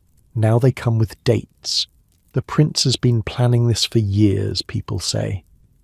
Ever since his father's failed attempt in 1715, ever since the dream of a Stuart restoration became a cause passed down from father to son, the young prince grew up in Rome, in exile, dreaming of a throne he'd never sat on. And now, finally, he's doing something about it. August. That's when you first hear a specific date. A man came into the shop one morning, a customer, one of the advocates who buys his wigs from Mr. Crawford. You've seen him before, a nervous man with soft hands and darting eyes. Today those eyes are wilder than usual. He was sweating more than the weather warranted. His wig was askew on his head. His coat was buttoned wrong. He pulled Mr. Crawford aside and spoke to him in low tones while you pretended to work and listened as hard as you could. Your hands moved automatically, combing horsehair, while your ears strained to catch every word. The prince has landed. Those 4 words. You heard them clearly even through the muffled conversation.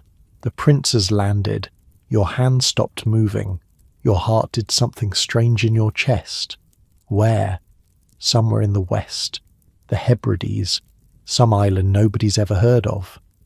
Eriskay, someone said later. A tiny speck of land at the edge of the world. How many men? Not many. A few dozen, maybe. 7 men of Moidart, they're calling them. The prince and his closest advisers, landing on a beach with nothing but hope and a handful of weapons. But that's not the point, is it? He's here, on Scottish soil, and now we wait to see what happens. The advocate left without his wig, said he'd send someone for it later. He had other things to attend to, arrangements to make. Decisions to consider, the kind of decisions that could mean life or death depending on which way the wind blows. Mr. Crawford stood in the middle of his shop for a long time after that, just standing there, staring at nothing. His face was blank in that way you've learned to recognize, the way people look when they're thinking things they don't want anyone to see. When he finally moved, he went to a cabinet in the back room and pulled out a bottle of whiskey that you didn't know existed. Good whiskey, Highland whiskey, the kind that costs more than you make in a month. He poured himself a glass and drank it in one swallow. Then he poured another. Then he looked at you. You heard nothing, he said. You understand. Nothing. You nodded. Whatever you think you heard, whatever you think you know, you keep it to yourself. These are dangerous times. A careless word can get a man hanged. I understand. Good. Get back to work. That was 2 weeks ago. Since then, the city has transformed. The garrison in the castle has doubled, then doubled again. Red-coated soldiers march through the streets in formations now, not just the occasional patrol you used to see. Their boots thunder on the cobblestones. Their muskets gleam in the summer sun. Their faces are hard and watchful. Cavalry assembles before the fortified gates of the castle, horses stamping and snorting, riders checking their weapons. The jingle of harness and the creak of leather fills the air. These are professional soldiers, veterans, men who know how to kill and have done it before. The message is clear. We're ready. We're watching. Don't even think about it. But the other message is also clear. They're scared. The government troops are here because the government is scared. Because a prince with a handful of men has landed on an island in the west, and suddenly everything that seemed stable and permanent is revealed to be fragile as glass. Because the Jacobite cause, which everyone thought was dead after 1715, is stirring again. You can feel the fear in the city, in the way people talk in lowered voices, in the way they glance over their shoulders before saying anything, in the way the taverns have grown quieter, the songs more careful, the laughter more nervous. Everyone is waiting. Everyone is watching. Everyone is trying to figure out which way to jump when the time comes. Malcolm left 3 days ago. He didn't say goodbye properly, just woke you up in the middle of the night, his hand on your shoulder, his face close to yours in the darkness. "I'm going," he said. His voice was barely a whisper. Duncan was snoring. William was breathing the slow breath of deep sleep. Malcolm had been careful not to wake them. Where? North. My uncle's connections. The clans are gathering. Cameron of Lochiel has declared for the prince.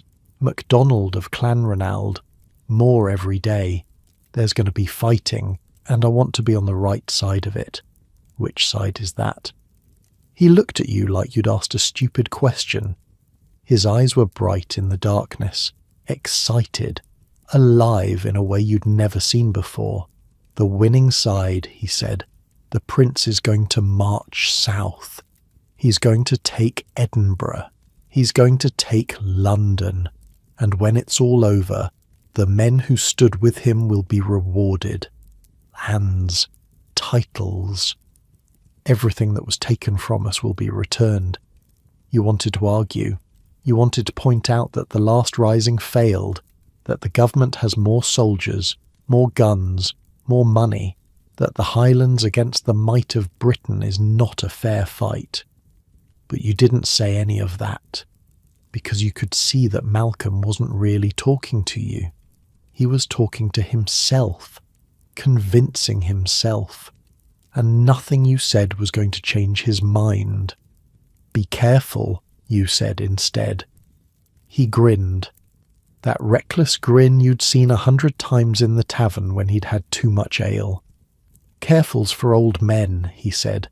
I'm going to be a hero. And then he was gone. Down the stairs, out into the night, heading for the Highlands where an army was supposedly gathering around a prince most people had never seen. His few possessions bundled in a cloth sack over his shoulder, his footsteps fading into silence. You didn't sleep the rest of that night. Mr. Crawford was furious when he found out. An apprentice abandoning his contract is a serious matter. There are guild rules, legal consequences, penalties that can follow a man for the rest of his life. But what can he do? Send the constables after Malcolm? Report him to the authorities? In these times, when nobody knows who's loyal to whom, that kind of action could bring trouble nobody wants. The constables might start asking questions. They might wonder why Mr. Crawford's apprentice ran off to join the rebels. They might wonder what Mr. Crawford himself thinks about the Stuart cause. So Malcolm's name is simply not spoken anymore. His pallet is empty. His tools are given to Duncan, who's recovered enough to work again. Life goes on, the way life always goes on. But you think about him. Every night lying in the dark you wonder where he is, whether he's reached wherever he was going, whether he's picked up a sword or a musket and joined the prince's army, whether he's still alive. The Highlands are a long way from Edinburgh, and the news that comes from there is scattered and unreliable. One day you hear the clans are rallying by the thousands, the next day you hear the rising has already failed. You don't know what to believe. Agnes thinks he made the right choice. You've been seeing more of her lately, not in any official way. Neither of you has time for courting, even if your masters would allow it. But you find excuses to cross paths. You linger in the stairwell when you know she'll be passing through. You offer to carry water for her when your own duties allow. You time your errands to coincide with hers. Little moments, stolen conversations, the brush of fingers when you hand her a bucket, the way she looks at you when she thinks you're not watching, the warmth in her voice when she says your name. It's foolish. You know it's foolish. You're an apprentice with 5 years left on your contract. She's a servant with no contract at all, kept at her mistress's pleasure. Neither of you has any right to be thinking about the future, but you think about it anyway. Because what else is there to think about? The war coming? The chaos approaching? Better to think about dark eyes and a gentle voice, and a future that probably won't happen but feels good to imagine. One evening, a few days after Malcolm left, You manage to find her alone on the third-floor landing. The light is fading. The sun is setting somewhere beyond the tenements, painting the little sliver of sky you can see in shades of orange and pink. Agnes is sitting on the top step, her hands folded in her lap, her face thoughtful. "Do you think they'll win?" you ask. "The Jacobites." She considers the question seriously. She always does. It's one of the things you like about her. She doesn't give quick answers to hard questions. She thinks before she speaks. "I think they might," she says finally, "if they're smart, if the clans rally, if France sends what they've promised, ships and soldiers and gold, if everything falls into place. And if they don't, then they'll die. And anyone who helped them will die too, and things will go back to how they were, maybe worse. The government doesn't forget. The government doesn't forgive. You stand there in the shadows, listening to the sounds of the building around you, a baby crying somewhere above. A man's voice raised in anger below, the endless creaking of wood and settling of stone, the soundtrack of Edinburgh, the music of survival. "What would you do," you ask, "if the prince came to Edinburgh, if he took the city?" Agnes doesn't answer right away. She looks up the stairwell, then down, making sure you're alone. Her voice drops even lower when she speaks again. "My father," she says quietly. "He was out in the 15, before I was born. You didn't know that. He fought at Sheriffmuir, on the left wing where the Jacobites won their part of the battle. He thought they'd won everything. They hadn't. The army fell apart anyway. And my father came home with one arm missing and nothing to show for it but scars and nightmares. That's awful," she shrugs. "It's what happens to losers in wars. The winners get glory. The losers get scars and empty sleeves and children who grow up hungry. My father spent the rest of his life as a beggar on the streets of Glasgow. Died there too, in an alley, in the rain. Nobody even found him for 3 days, so you wouldn't support the prince." I didn't say that. My father hated the Hanoverians until the day he died. Called King George a German pretender. Sang the old songs when he was drunk, which was often. He believed in the cause even after it cost him everything. And you? Agnes is quiet for a long moment. The light continues to fade around you. The shadows grow longer. "I believe in surviving," she says. "That's all. Whatever happens, I plan to be alive when it's over. You understand that. You feel the same way mostly. But there's something else too. Something that stirs when you hear the old songs. Something that wonders what it would be like to fight for something bigger than yourself. To be part of something that matters. To have your life mean more than wigs and powder and endless days at a workbench. You don't say any of that to Agnes. She's too practical for such thoughts. But you think them late at night, when sleep won't come. It's the first week of September when everything changes. You're in the shop working on a wig for some minor lord who needs it for a dinner party. The horsehair is cooperating for once. The powder is mixing smoothly. It's the kind of work that lets your mind wander. And then the bells start ringing. Not the normal bells, not the church bells calling people to worship, not the Tronkirk marking the hour. These are alarm bells, warning bells, the kind of bells that mean something is very wrong. Mr. Crawford goes to the door and looks out. You follow him. The high street is chaos. People are running, some toward the castle, scrambling up the steep streets toward the safety of those ancient walls, some away from it, fleeing down toward the cannon gate and the roads that lead out of the city. Soldiers are shouting orders that nobody follows. A sedan chair tips over as its carriers flee, spilling an elderly woman onto the cobblestones. Nobody stops to help her. She lies there screaming while the crowd surges around her. What's happening, you ask? A man runs past. He's dressed like a clerk, ink stains on his fingers, spectacles knocked askew on his face, terror in his eyes. "The Jacobites," he shouts. "They've beaten the army. They're coming." Beaten the army? The government sent an army north to stop the prince. General Cope, they called him. Sir John Cope. He was supposed to crush the rebellion before it could spread. He had trained soldiers, regular infantry, artillery, cavalry, everything the ragtag Highland army didn't have. But something went wrong.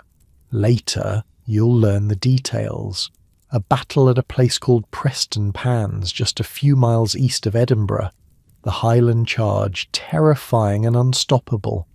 Government troops breaking and running after barely 10 minutes of fighting.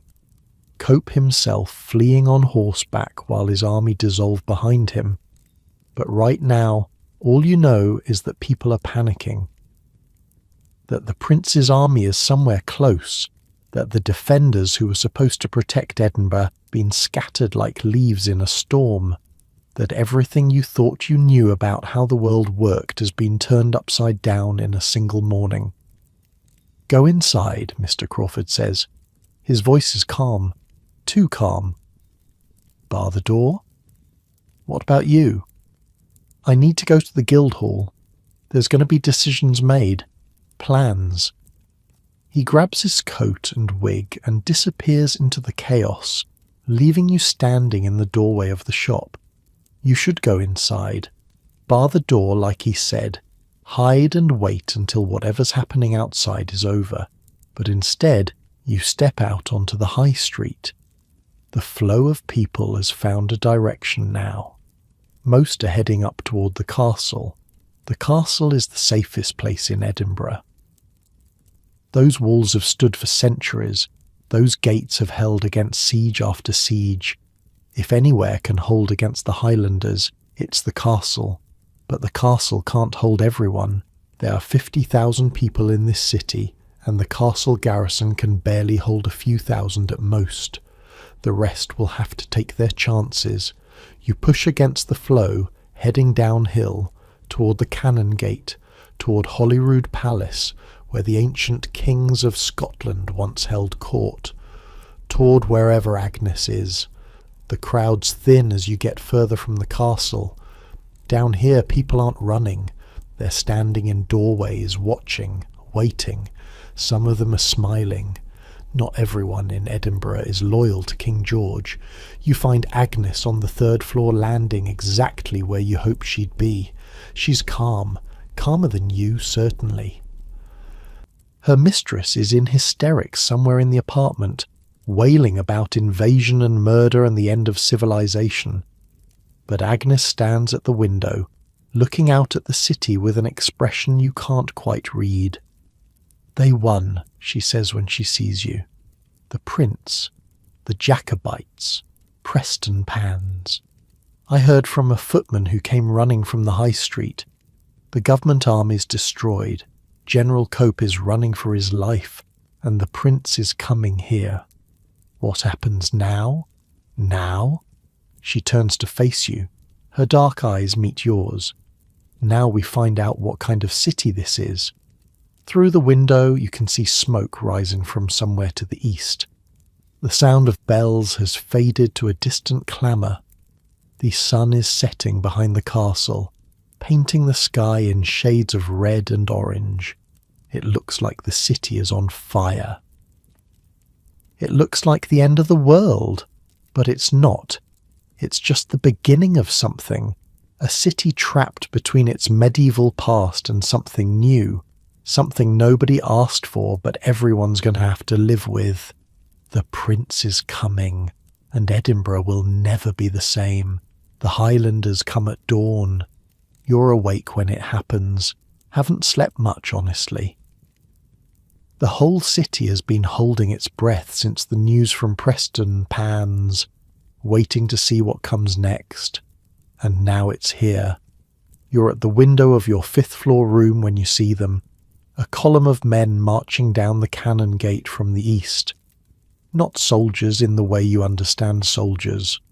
No neat red coats, no polished boots, no drums beating time.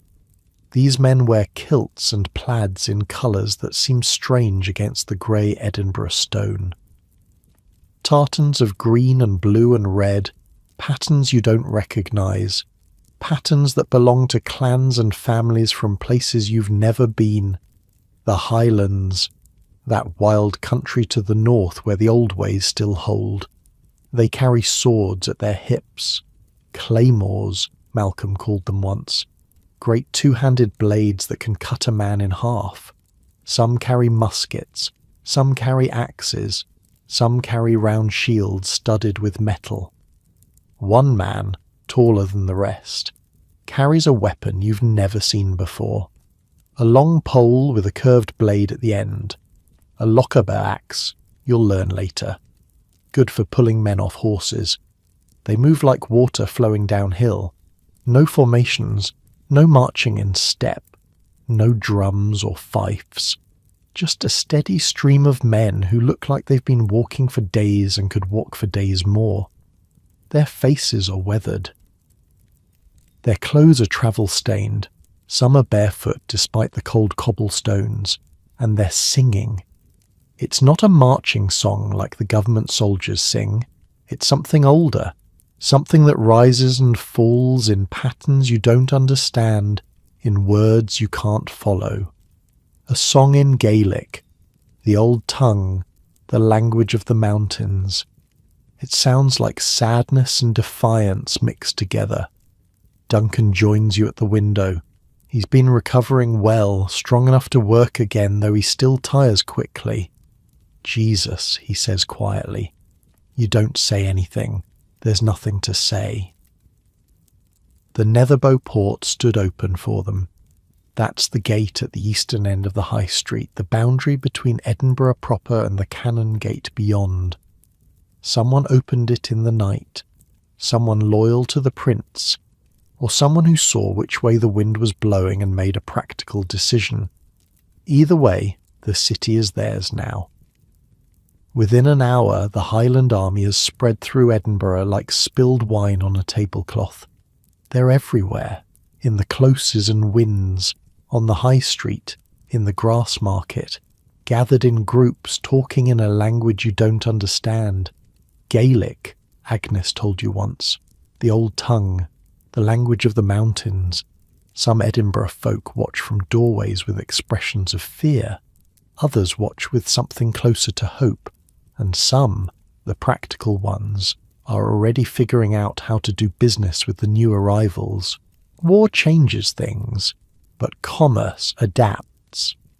Mr. Crawford keeps the shop closed that first day. He stands by the window, watching the street, his face unreadable. Will they loot? You ask. He shakes his head slowly. The prince wants to be king. Kings don't. He's right, as it turns out. The Highlanders are disciplined. Rough, yes. Intimidating, certainly. But they pay for what they take. They don't force their way into homes. They don't hurt people who don't give them reason to. That first night, the prince himself enters Edinburgh. You don't see it happen. By then it's dark, and you're not about to wander the streets after sunset with an army of strangers occupying the city. But you hear about it the next morning. Everyone hears about it. Charles Edward Stuart rode in through the Netherbow port on a white horse. He wore a tartan coat and a blue bonnet with a white cockade. He smiled and waved to the crowds that gathered to watch. Some cheered, some wept, some just stared. He set up headquarters at Holyrood Palace, the ancient home of Scottish kings. The same palace where Mary Queen of Scots once held court.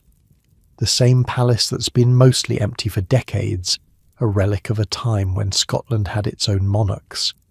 Now it has one again. Sort of. The castle still holds. That's the strange thing about Edinburgh during those weeks. The Jacobites control the city, but the castle above remains in government hands. The Union flag still flies from the highest tower. Government soldiers still man the walls, and every so often they fire their cannons down at the city below, just to remind everyone that they're still there. The first time the cannons fire, you nearly fall off your bench. It's a Tuesday morning.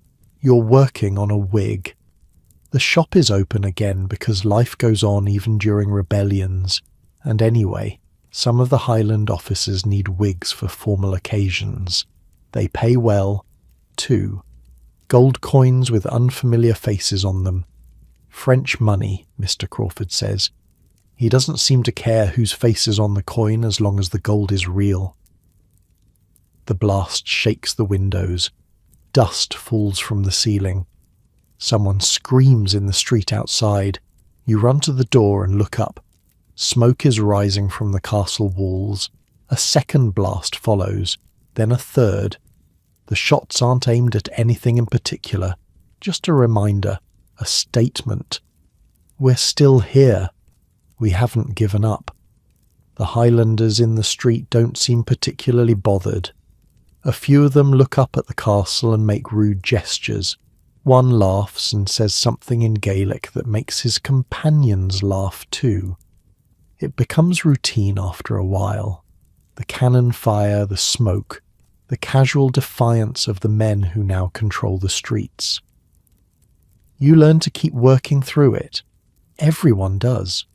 Life under occupation is strange. The courts aren't sitting anymore. The judges have fled or gone into hiding.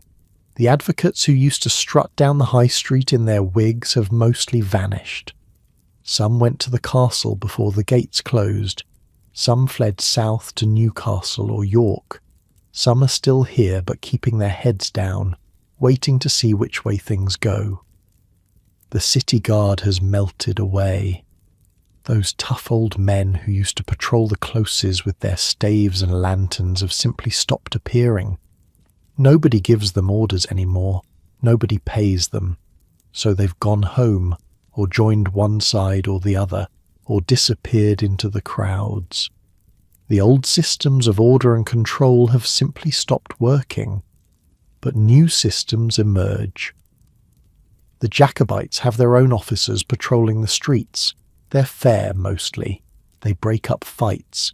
They stop thefts. They keep order in their own way. One afternoon, you see a Highland officer drag a man out of a tavern by his collar. The man had been cheating at cards, apparently. The officer makes him return the money he stole, then gives him a kick in the backside and tells him to behave. Different from the old city guard. More direct. Less paperwork. The churches still hold services. St. Giles is open every Sunday, and the minister preaches carefully neutral sermons about God's will and the importance of peace. He doesn't mention the prince or the king or anything that might get him in trouble with either side. The shops still open, the markets still function, people still need to eat, still need clothes, still need all the things they needed before the world turned upside down, and life goes on. The market's still open. The flesh market still smells of blood and meat. The vendors in the grass market still haggle over grain and livestock. Money still changes hands. Deals are still struck. The only difference is that now some of the customers wear kilts and speak Gaelic, and sometimes they pay with French gold instead of British shillings. Some things don't change even when everything changes. Agnes finds you on the third-floor landing one evening, about a week into the occupation. The sun is setting, and the castle's silhouette is stark against the orange sky. "Have you seen him?" she asks. "Seen who?" "The prince." You shake your head. "I haven't either, but I've heard things." "What things?" She leans against the wall, tired from a long day of work. Her mistress has been in a state since the occupation began, demanding constant attention, constantly worried about what's going to happen next. They say he's young, handsome, that he dances at Holyrood every night with all the ladies of Edinburgh who've decided to support the cause, that he speaks with a strange accent, not quite Scottish, not quite Italian, that he drinks too much sometimes, that he believes God is on his side. Sounds like a lot of rumours. Agnes smiles faintly. Everything's rumours now. Nobody knows what's true and what's not. We just have to wait and see. She's quiet for a moment. Malcolm's with them, she says. Someone saw him in the street wearing a sword and a white cockade. Is he all right? Looked healthy enough. Looked happy even. Like he'd found something he was looking for. You think about Malcolm, about the nights in the tavern, listening to him talk about his uncle and the old cause, about the morning he left, his face set with determination, his bundle slung over his shoulder. He made his choice, you say. We all make choices. The question is whether we have to live with them or die with them. The days blur together. You work, you eat, you sleep fitfully. You steal moments with Agnes when you can. You watch the Highlanders in the street and try to understand what's happening. The prince holds court at Holyrood. Important men come and go. Plans are made. Orders are given. An army is gathering, growing larger every day as more clans arrive from the north. They say he's going to march south, into England, all the way to London if he can manage it. They say he's going to put his father on the throne and restore the Stuart line. They say everything's going to change. But here, on the 5th floor of a tenement on the high street, in a city caught between a castle that won't surrender and a prince who won't leave, nothing feels like it's changing at all. You still wake up cold. You still eat thin broth and stale bread. You still work at your bench, shaping horsehair into wigs for men who think they're important. You still breathe through your mouth to avoid the smell. You still fall asleep to the sounds of a city that never truly rests. The castle fires its cannons every few days. The Highlanders ignore them. The prince dances at Holyrood. The merchants count their coins. The poor struggle to survive, same as always. Occupation, you're learning, is just another kind of normal. One afternoon in early October you finally see him.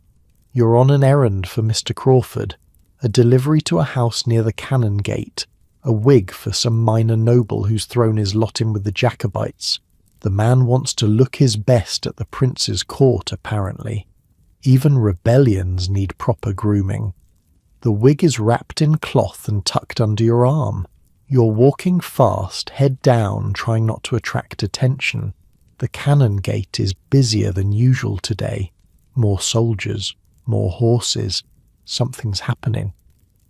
And then you hear cheering. You look up. A procession is coming up the Cannon Gate from Holyrood. Horsemen first, sitting tall on their mounts, swords at their sides. Then footmen in mismatched uniforms, some wearing the white cockade, some carrying flags. Then a coach pulled by matched grey horses, the finest horses you've seen since the occupation began.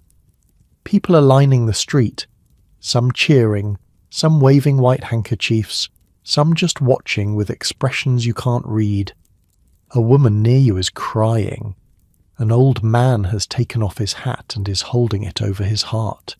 And there, riding at the head of the procession, is a young man on a grey horse. He's wearing a tartan coat over a white shirt, the fabric fine enough that it catches the light. A blue bonnet with a white cockade sits at an angle on his head. He's smiling, waving to the crowd, every inch the confident prince. The rightful king, his supporters would say. The pretender his enemies would call him. He's also younger than you expected, mid-20s maybe. 24, someone said, younger than Malcolm. Younger than some of the men who've come to fight for him, handsome in a soft, almost pretty way. There's a look about him that reminds you of the portraits you've seen in wealthy homes, a look of breeding, of noble blood. But there's something else too, something about his eyes that catches your attention, something distant, like he's not entirely here, not entirely looking at the people cheering for him, but at something beyond them, a vision only he can see, a crown that doesn't exist yet, a throne in London that he believes is rightfully his. For a moment his gaze sweeps across the crowd and lands on you. You freeze. The noise of the crowd fades. The cheering becomes a distant roar. For that single heartbeat, there's only you and the prince, separated by a few feet of cobblestone and a gulf of wealth and birth and destiny. His eyes are blue, pale blue, like winter sky. Then his gaze moves on, his smile unchanged, his hand still waving. You're nobody, just a wig-maker's apprentice in a crowd of hundreds. He's already forgotten you exist, but you won't forget him. You deliver the wig, you collect the payment, you walk back to the shop in a daze. The streets are quieter now, the procession has moved on, the crowds have dispersed. Edinburgh is settling back into its new normal, occupation, waiting, not knowing what comes next. Above you, the castle still squats on its massive foundation, 300 feet of stone and defiance. The Union flag snaps in the wind. The government soldiers watch from the walls. They're still up there, still waiting, still refusing to surrender. And down here, in the city that belongs to neither side, life continues. That night, lying on your pallet staring at the smoke-stained ceiling, you think about that moment, about the look in the prince's eyes, about what it means to believe in something so completely that you'd risk everything for it. The prince believes he's going to win. You could see it in his face. He thinks he's going to march south, take London, put his father on the throne. He thinks God is on his side. He thinks destiny is on his side. Maybe he's right. Or maybe he's a young man on a grey horse, riding toward a disaster he can't see coming. You think about Malcolm, somewhere out there with a sword at his hip and a white cockade on his bonnet. About Agnes, trying to survive in a household where the mistress corresponds with exiles in France. About Duncan, still coughing sometimes at night. His lungs never quite right since the fever. About yourself, a wig-maker's apprentice who doesn't matter to anyone, caught in the middle of something he didn't ask for. The cannons from the castle boom in the distance. A reminder, a warning, a statement that nothing is settled yet. You close your eyes. Tomorrow will be another day of occupation, another day of uncertainty, another day of waiting to see what happens next. The prince will hold court at Holyrood. The castle will fly the Union flag. The merchants will count their coins. The poor will struggle to survive. And you'll wake up and do it all again. But tonight, you dream of horses and tartans and a prince with winter sky eyes who looked right through you, seeing something you can't imagine, reaching for a future that may never come. Outside, Edinburgh sleeps. Or pretends to sleep. A city trapped between two flags, two kings, two possible futures. The wind carries the smell of smoke and stone and the distant salt of the sea. And somewhere, in palaces you'll never see, powerful men are making decisions that will shape what comes next. You sleep through it all. Tomorrow will come soon enough. They leave on a cold morning in late October. You watch from the window as the Highland army marches out of Edinburgh, heading south toward England, toward London, toward the throne that the prince believes belongs to his father. The sound reaches you first. Pipes, those strange wailing instruments that the Highlanders carry. Music that doesn't sound like any music you've heard before. It sounds like grief and defiance mixed together, like something ancient waking up after a long sleep. Then the drums, a steady rhythm that carries up through the closes and winds, the heartbeat of an army on the move. It takes hours for them all to pass, clan after clan, regiment after regiment, men in tartans carrying weapons their grandfathers carried, claymores strapped to backs, muskets over shoulders, round shields painted with symbols you don't recognise. Some are singing, old songs in Gaelic, passed down through generations. Some are silent, faces set, eyes forward. Some look back at the city they're leaving behind. A wife, a child, a place that might not exist when they return. Most don't look back. They've already said their goodbyes. You spot a few faces you recognise from the occupation. A big man with red hair who used to patrol near the shop. A young soldier, barely older than you, who once asked for directions in broken English. They're part of something now, part of history. And you're up here, watching through a window. The prince rides at the front. You can just make him out in the distance.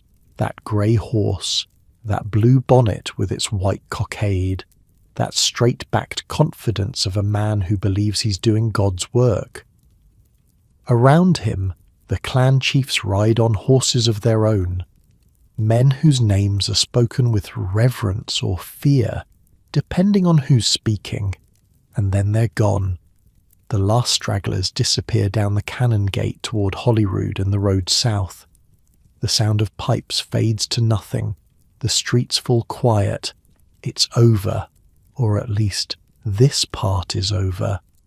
The streets feel empty after that. Not empty of people. There are still thousands living here, going about their business, trying to survive. But empty of something else. That strange energy that came with the occupation, that sense that anything could happen. A skeleton force remains, enough to hold the gates and patrol the streets, enough to remind everyone that the city still belongs to the Jacobites, even if their army is somewhere in England now. The castle still holds too. That hasn't changed. The Union flag still flies. The cannons still fire occasionally. The government soldiers still watch from the walls. 2 flags, 2 armies, 1 city caught between them, and you caught between everything. Winter comes early that year. The first snow falls in November. Not much, just a dusting that melts by noon. But it's enough to remind everyone what's coming. The cold that kills, the darkness that stretches from mid-afternoon to mid-morning. The hunger that gnaws when food is scarce and prices are high. By the end of the month the snow is staying, piling up in the closes, freezing in the gutters, turning the cobblestones into treacherous sheets of ice. You wear everything you own at once. 2 shirts, your coat, a scarf that Agnes gave you, knitted from scraps of wool she saved from her mistress's cast-offs. It's not enough. It's never enough. The cold finds its way through every layer. At night, you and Duncan and William pile your blankets together. Body heat is the only heat that's free. You wake up pressed against Duncan's back, his breathing steady and warm. It should feel strange. It doesn't. It's survival. Food is harder to find now. The flesh market has less meat. What's there costs more. Mistress Crawford stretches the broth thinner and thinner, adding water until it's barely more than flavoured heat. You eat it anyway. You'd eat anything. You spend more time in the shop now. Mr. Crawford doesn't have as many customers as before. The wealthy Jacobites who needed wigs for court have marched south with the army. The advocates and judges who used to buy from him are hiding or fled. Business is slow, but slow is good. Slow means time. Time to sit at your bench and think. Time to watch the snow fall outside the window, drifting down past the stone facades of the buildings across the street. Time to wonder where Malcolm is, whether he's still alive, whether the army has reached London yet. Time to imagine other lives, other futures, other versions of yourself in other places. Time to see Agnes. She comes by most evenings now, not openly. That wouldn't be proper. But she finds excuses, bringing herbs for Duncan, who still coughs sometimes, delivering a message from her mistress to someone in the building, just passing through on her way somewhere else. You meet on the third-floor landing. Your place now, yours and hers.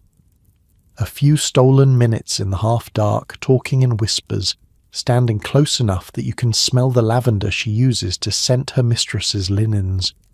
What do you talk about? Everything. Nothing. The small details of your days, the work that never ends, the food that's never quite enough, the cold that seeps through stone walls and wooden floors. She tells you about her mistress, an older woman, widowed twice, who spends her days writing letters and receiving visitors, a woman with dangerous friends in dangerous places. Agnes doesn't say much about the specifics. She knows better, but you can read between the lines. You tell her about the shop, about Mr. Crawford's silences and Mistress Crawford's stinginess, about Duncan's cough that won't quite go away, about William's endless reading, his lips moving silently as he works through his Bible. Sometimes you don't talk at all. Sometimes you just stand there together, close enough to touch, but not quite touching, listening to the building breathe around you. Those silences feel like something too, like words that don't need to be spoken. You talk about the war too, what little you know of it. News travels slowly in winter. Rumours travel faster, but rumours aren't reliable. Someone heard that the army reached Carlisle. Someone else heard they took Manchester without a fight. A third person swears they've already reached London and the king has fled to Hanover. You don't know what to believe. You've learned that wanting something to be true doesn't make it true. Agnes is more practical than you. She listens to the rumours and sorts them into piles. Likely, unlikely, impossible. They're still marching, she says one evening. That's all we know for certain. They haven't won yet and they haven't lost yet. What happens if they win? Then everything changes. The Stuarts come back. The Hanoverians leave. Scotland gets a king again. Or at least a king's son. Would that be good? She's quiet for a moment. It would be different. Different isn't always good. But it's not always bad either. And if they lose, then everything stays the same. Or gets worse. The winners punish the losers. That's how it's always been. You stand there in the shadows, listening to the buildings settle around you. Footsteps above, voices below, the eternal sounds of people living on top of each other, sharing walls and floors and the air they breathe. What do you want, you ask? Agnes looks at you. Really looks. In a way she doesn't usually. I want to not be afraid, she says. I want to wake up one morning and not wonder if today's the day everything falls apart. Is that possible? She almost smiles. Probably not. But you asked what I want, not what's possible. December arrives with ice. The North Loch freezes over. Children skate on it, or try to. They fall down more than they glide, their laughter carrying across the ice like something from a different world. Adults cross it on foot, saving the long walk around. Old women carrying baskets. Merchants with carts that slide and skid. Everyone taking risks because the cold makes everything a risk. The cold is brutal now. It gets into everything. Your fingers ache at your workbench, stiff and clumsy on the horsehair. Your breath fogs the air even inside, hanging in clouds that drift before dissolving. Frost forms on the inside of windows. Water in the bucket by the door develops a skin of ice overnight, and still no definitive news from the south. Until one day there is. You're in the shop when the messenger arrives. A young man on a lathered horse, the animal's flanks steaming in the cold. He's riding up the high street from the cannon gate, shouting something you can't quite make out. His voice is hoarse. He's been shouting for a while. People emerge from doorways, coats pulled tight, breath pluming. They gather in the street despite the cold, drawn by the urgency in the messenger's voice. Children run alongside the horse, trying to hear what he's saying. The messenger stops in front of the Tronkirk, under the clock tower that marks the hours of Edinburgh's days. He stands up in his stirrups. His face is red from cold and exertion. His cloak is caked with road mud and melting snow. He delivers his news in a voice loud enough for everyone to hear. Derby. The army reached Derby, a town in the heart of England, maybe 120 miles from London, closer than any Scottish army has come in generations, closer than anyone thought possible when they marched out of Edinburgh in October. But they're not going further, they're turning back. A murmur runs through the crowd. Some people gasp, some swear. One woman starts crying, though you can't tell if it's relief or grief. A man near you spits on the ground and mutters something about cowards. The messenger doesn't know all the details. Something about the promised French support never arriving. Ships that were supposed to land on the English coast, carrying soldiers and gold, but never came. Something about the English Jacobites not rising up the way the prince expected. They were supposed to flock to his banner. They didn't. Something about the generals overruling the prince and insisting on retreat. A council of war where the men who'd fought in real wars told the young prince that going forward meant death. It doesn't matter why. What matters is that it's over. Oh, the army's still intact. Still fighting, apparently. Still retreating north towards Scotland with government forces pursuing. But the dream of taking London, putting the Stuarts back on the throne, that dream died somewhere on the road between Derby and Carlisle, in a council of war held in a cold English town while the prince raged and wept. The crowd disperses slowly. Some people look relieved. Some look devastated. Some, the practical ones, are already calculating what this means for business, for politics, for survival. You walk back into the shop and sit down at your bench. Mr. Crawford comes in a few minutes later. His face is unreadable. You heard? You ask. He nods. What now? Now?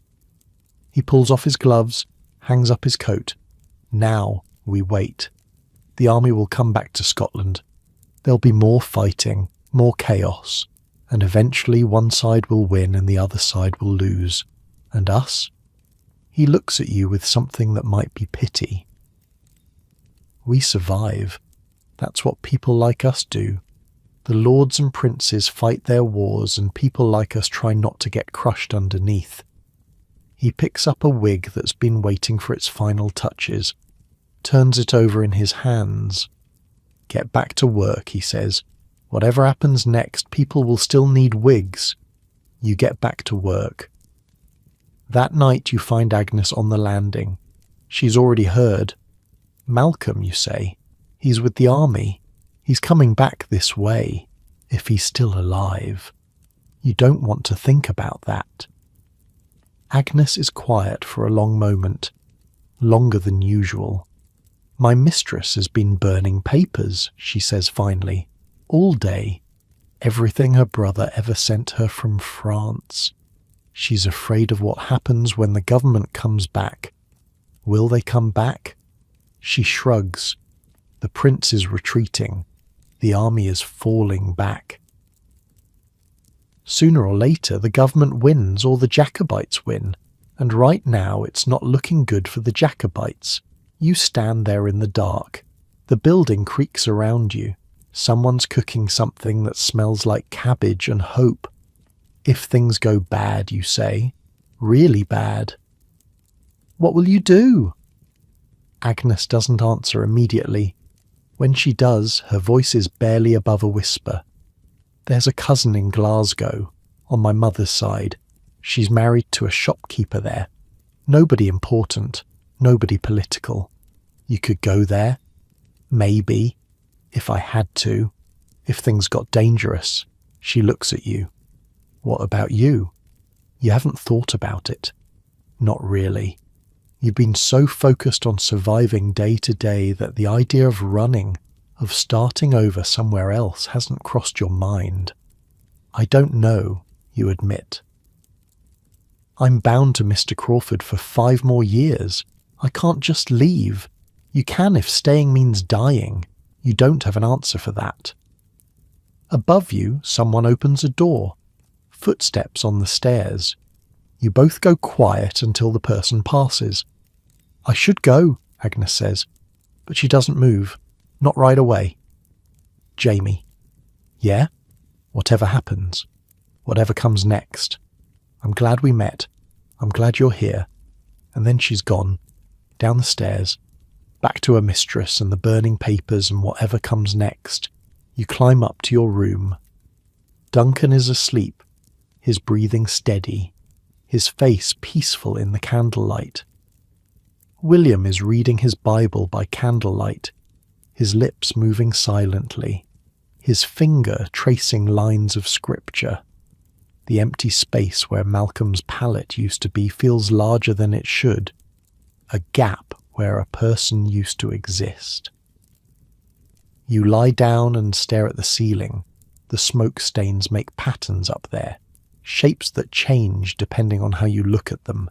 A face, a horse, a crown. Your eyes find different pictures every night. Derby, 120 miles from London, so close, and now retreating. Somewhere out there, an army is marching north through the winter, sleeping in fields, crossing frozen rivers, fighting rearguard actions against government cavalry. Somewhere out there, Malcolm is carrying a sword he may or may not have used. Is he wounded? Is he afraid? Is he still singing those old songs, the ones about glory and victory? Somewhere out there, a prince is watching his dream collapse. The young man with the pale blue eyes, the one who looked through you on the cannon gate, the one who believed God was on his side. What does he believe now? And here, in a tenement on the high street, a wig-maker's apprentice is thinking about a servant girl with dark eyes and a cousin in Glasgow. The cold seeps through the walls. You can feel it in your bones. The building settles into the night, creaking and groaning like an old man turning over in his sleep. Tomorrow will bring more uncertainty, more waiting, more trying to read the future in rumours and fragments, more wondering what happens next. The army will keep retreating, the government will keep advancing, and somewhere between those two forces ordinary people will keep trying to survive. But tonight you think about Agnes's words. I'm glad we met. I'm glad you're here.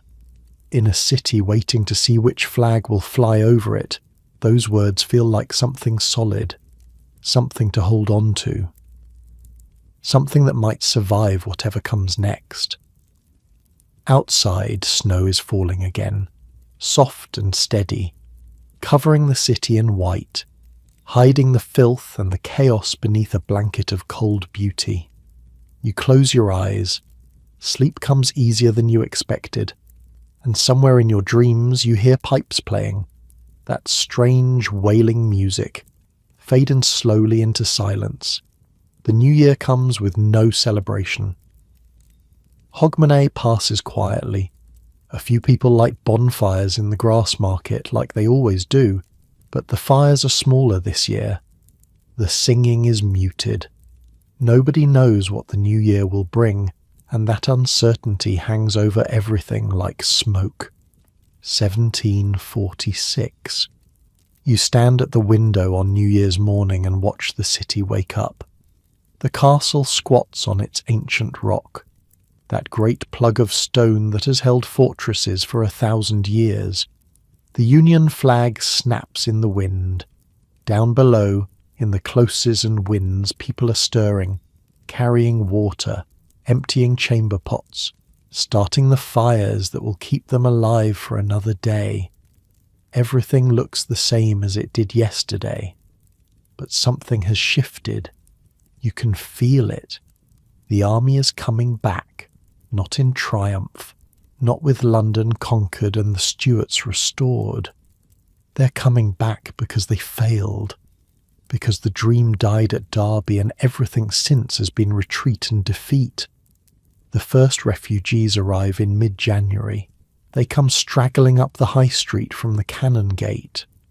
Not soldiers, families, women with children clinging to their skirts, the little ones too tired to cry, their eyes huge and dark in their pinched faces. Old men carrying bundles of possessions on their backs, everything they own wrapped in blankets or sheets. Young mothers with babies held tight against their chests, trying to shield them from the cold. Their faces are hollow with exhaustion. Their clothes are torn and filthy, caked with mud from roads that turn to rivers in the winter rains. Some are barefoot, their shoes worn through or lost somewhere along the way. Frostbite has turned their fingers and toes black. They've been walking for days, weeks maybe, fleeing ahead of the government forces that are pursuing the retreating army, fleeing the retribution that follows defeat.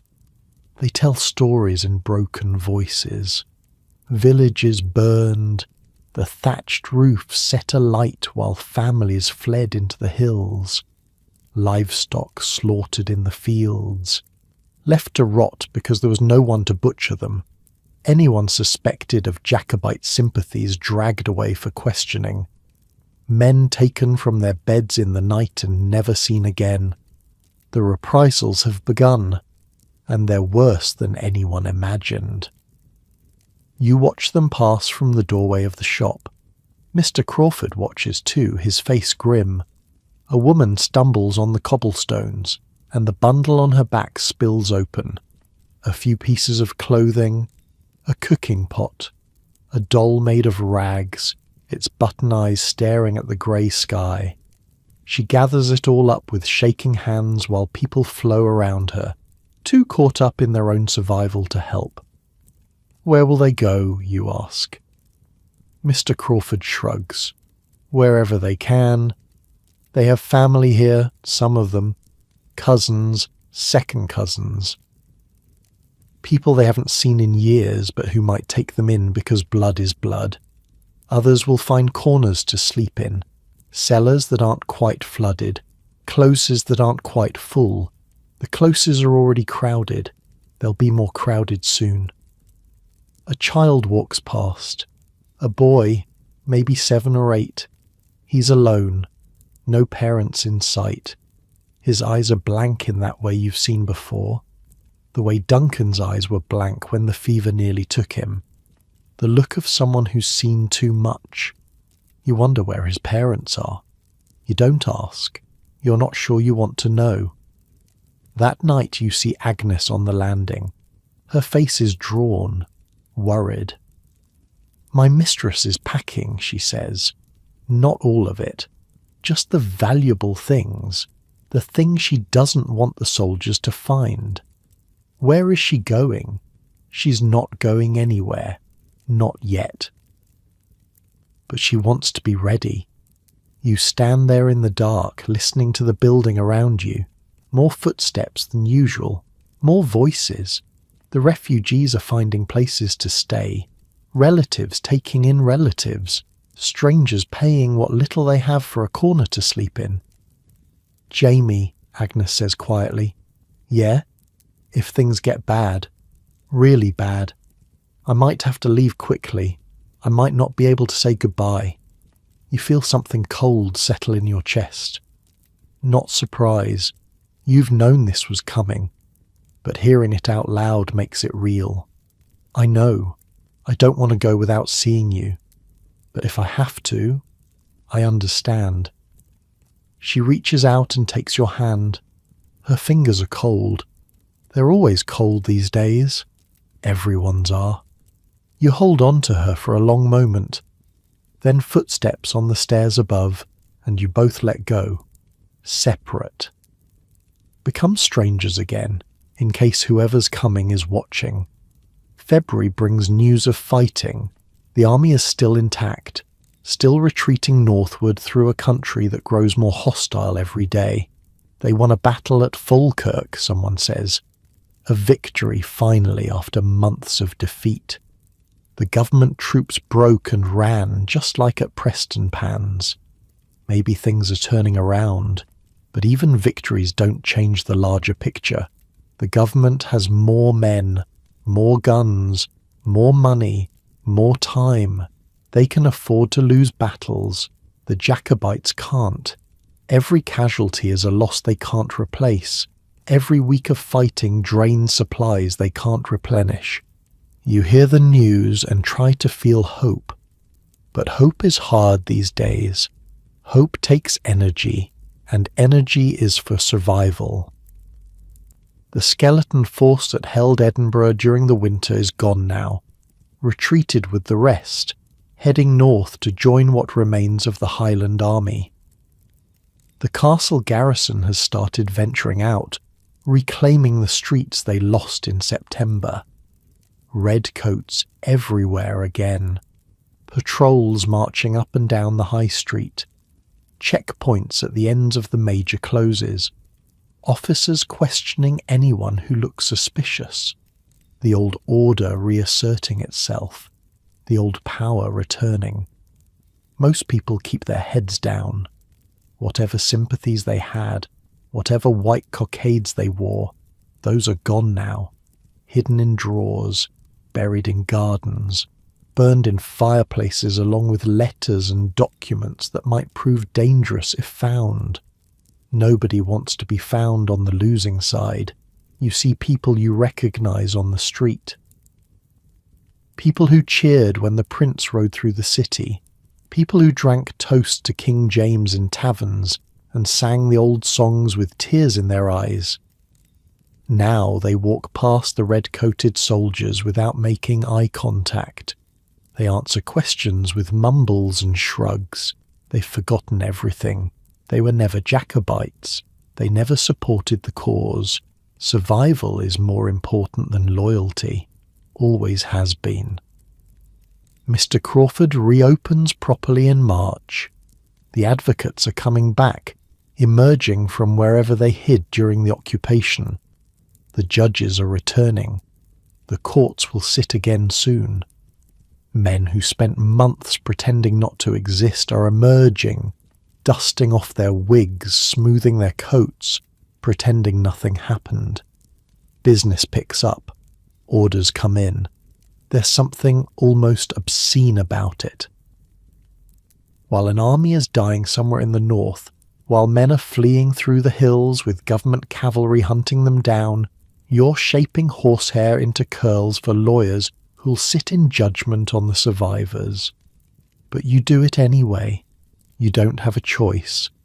The choice was made for you long ago, when you were born a third son to a tenant farmer with no land to spare. Your choices are work or starve. Everything else is luxury. Duncan works beside you now. He's mostly recovered, though he still coughs sometimes, especially in the damp weather. His fingers are slower than they used to be. His eyes tire quickly. But he's alive, which is more than many can say. William reads his Bible every night, the same passages, over and over. You've asked him what he's looking for. He just shakes his head. Maybe he doesn't know either. The spring rains come, cold and relentless. The closes become rivers of mud and worse. The stench, dampened by the winter cold, rises again as the temperatures climb. Everything smells like rot and waste, and too many people crammed into too small a space. You breathe through your mouth, same as always, and then, in April, the end comes. You don't know it's the end at first, just another rumour among hundreds, a battle somewhere in the north, a place called Culloden, near Inverness, someone says, though you don't know exactly where that is, somewhere in the Highlands, somewhere cold and wet and far from everything. But this rumour is different. This one doesn't change as it passes from mouth to mouth. The details stay the same no matter who's telling them. The army destroyed, the clans broken, thousands dead in less than an hour. Less than an hour. All those men, all those months of fighting, all that hope and fear and blood, ended in less time than it takes to eat breakfast. The prince is fleeing, running for his life, heading for the coast, for a ship, for France. The same France that promised to send help and never did. The same France that let him march to Derby and turn back with nothing. He's going back there now because there's nowhere else to go. It's over. For real this time. No more rallying, no more hoping, no more believing that something might change. The news reaches Edinburgh on a grey morning in late April. Official this time. Proclamations read in the market squares by men in government uniforms. Church bells ringing, not in mourning but in celebration. Bonfires lit in the grass market. The government celebrating its victory. You're in the shop when you hear the bells. Mr. Crawford pauses in his work, listens, then goes back to what he was doing. His face shows nothing. He's been in this city for 40 years. He's seen rebellions come and go. He knows better than to show what he's feeling. You think about Malcolm. You've been thinking about him a lot lately, wondering if he was at Culloden, if he stood in the Highland charge that everyone's talking about, if he ran toward the government guns with his claymore raised, screaming in Gaelic, believing that courage could overcome artillery, if he's one of the thousands lying dead in some northern field, his body left to rot because there's no one to bury him, if he's running, like the prince, trying to escape before the government catches up with him, if he's been captured, if he's in chains somewhere, waiting for a trial that will end with a rope, you'll probably never know. Men disappear in wars. They walk into battles and never walk out, and nobody sends word to the people who knew them. They just become gaps, empty spaces where people used to be, names that stop being spoken until eventually nobody remembers them at all. Like Malcolm's pallet, still empty, still waiting for someone who's probably never coming back. That evening, you find Agnes on the landing. She's been crying. Her eyes are red. Her hands shake slightly. She looks smaller somehow. Older. Like the news has aged her in a single day. It's over, she says. I know. My mistress is leaving. Tomorrow morning. She has a cousin in Stirling who'll take her in. A distant enough connection that maybe no one will think to look for her there. Distant enough that the letters from France might not follow. What about you? Agnes takes a deep breath, lets it out slowly. She's taking me with her. Says she needs a servant she can trust, someone who won't talk about what she's seen or heard. Says I'll be safer there than here.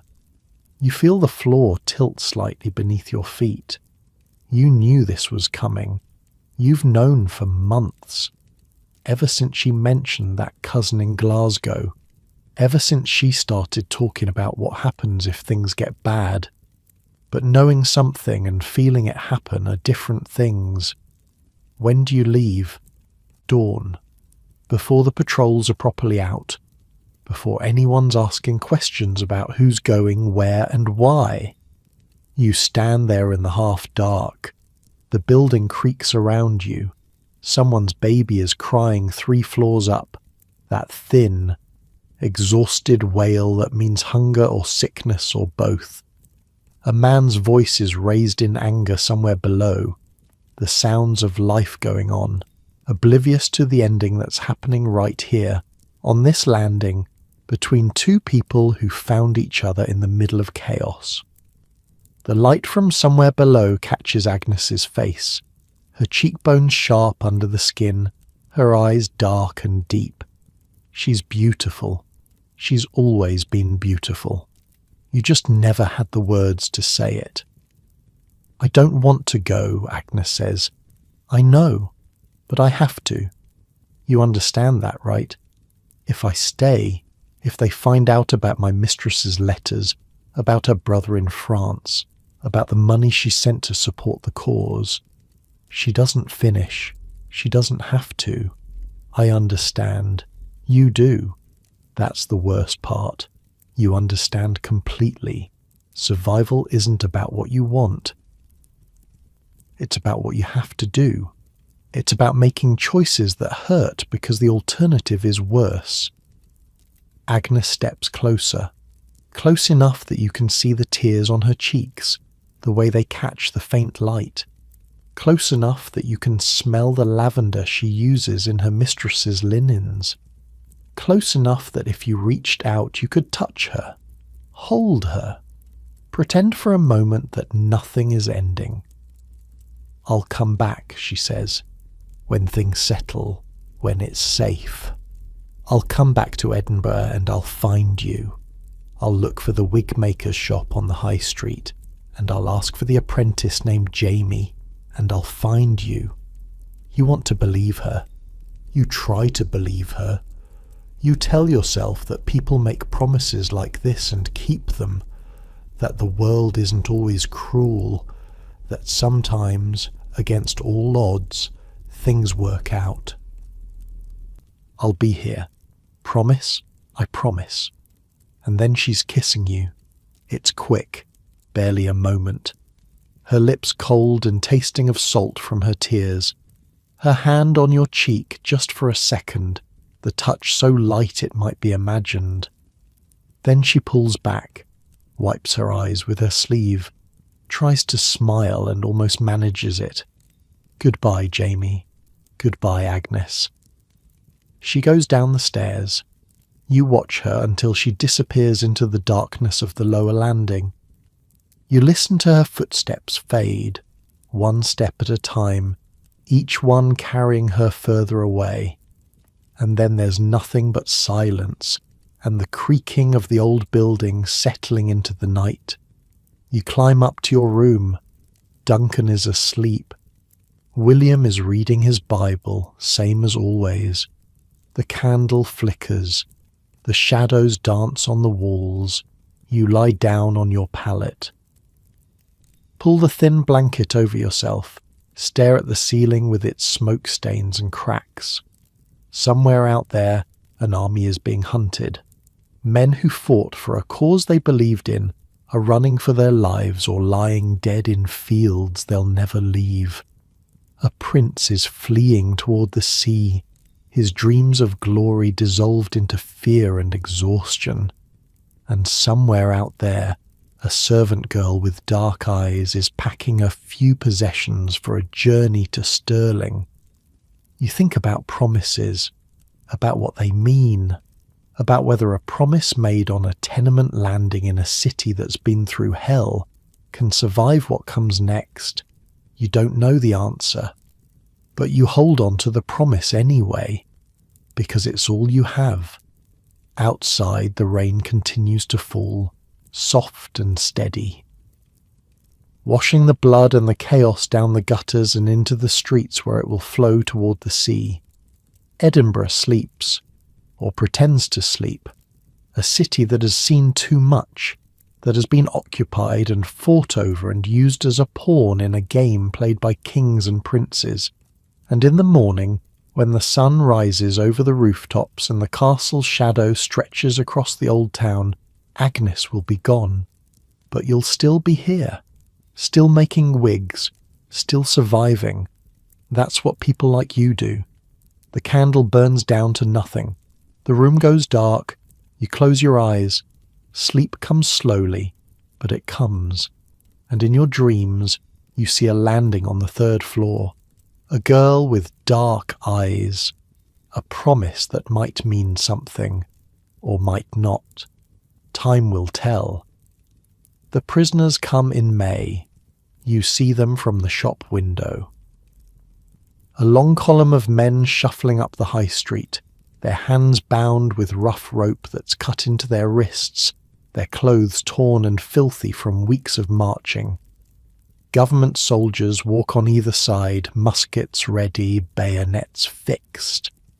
Their red coats are bright against the grey Edinburgh stone. They look well fed, rested, victorious.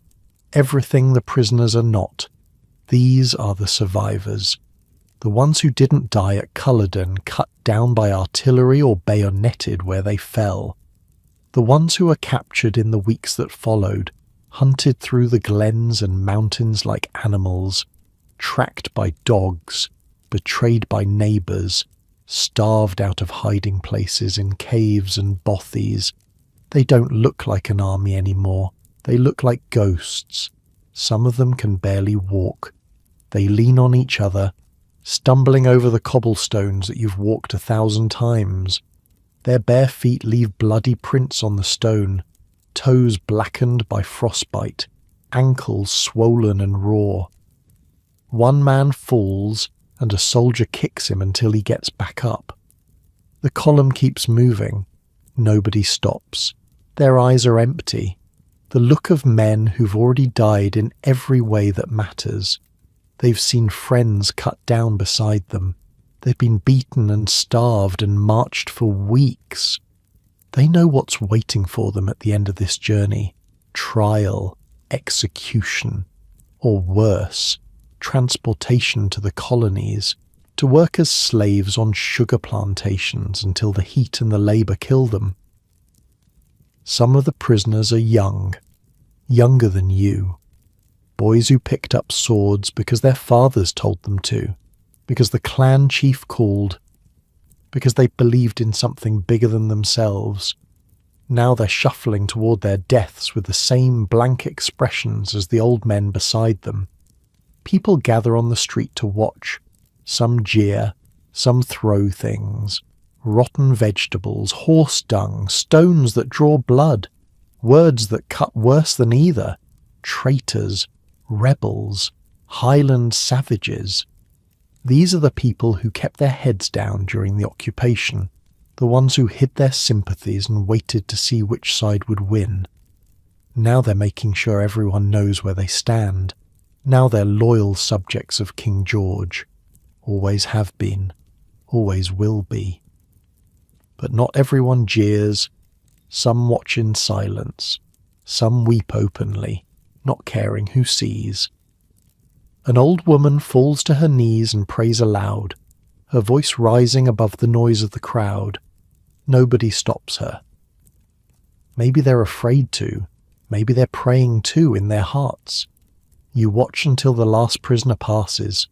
A boy, maybe 14. His face is bruised. One eye is swollen shut. He's limping badly, dragging his left leg, and you wonder how much longer he can keep going before he falls and doesn't get up. Then he's gone, around the corner toward the Tolbooth prison, and you go back to your work. What else can you do? The trials begin in June. They're held in the old courthouse just off the high street, the same building where advocates argued cases about inheritance and debt before the world turned upside down. Now it's full of something else.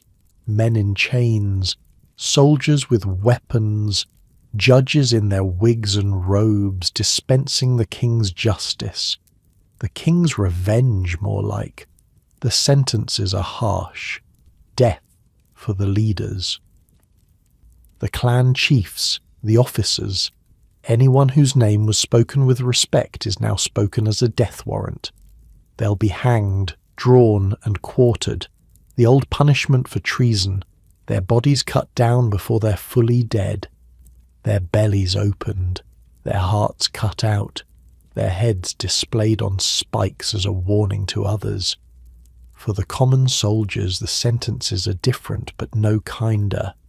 Transportation, shipped off to the colonies in the holds of ships that are barely fit for cattle, to work as slaves on plantations in Jamaica or Virginia or Maryland, to dig in fields under a sun that will burn their pale highland skin, to work until the heat and the labour and the disease kill them, which usually doesn't take long. Some of the condemned are executed in London.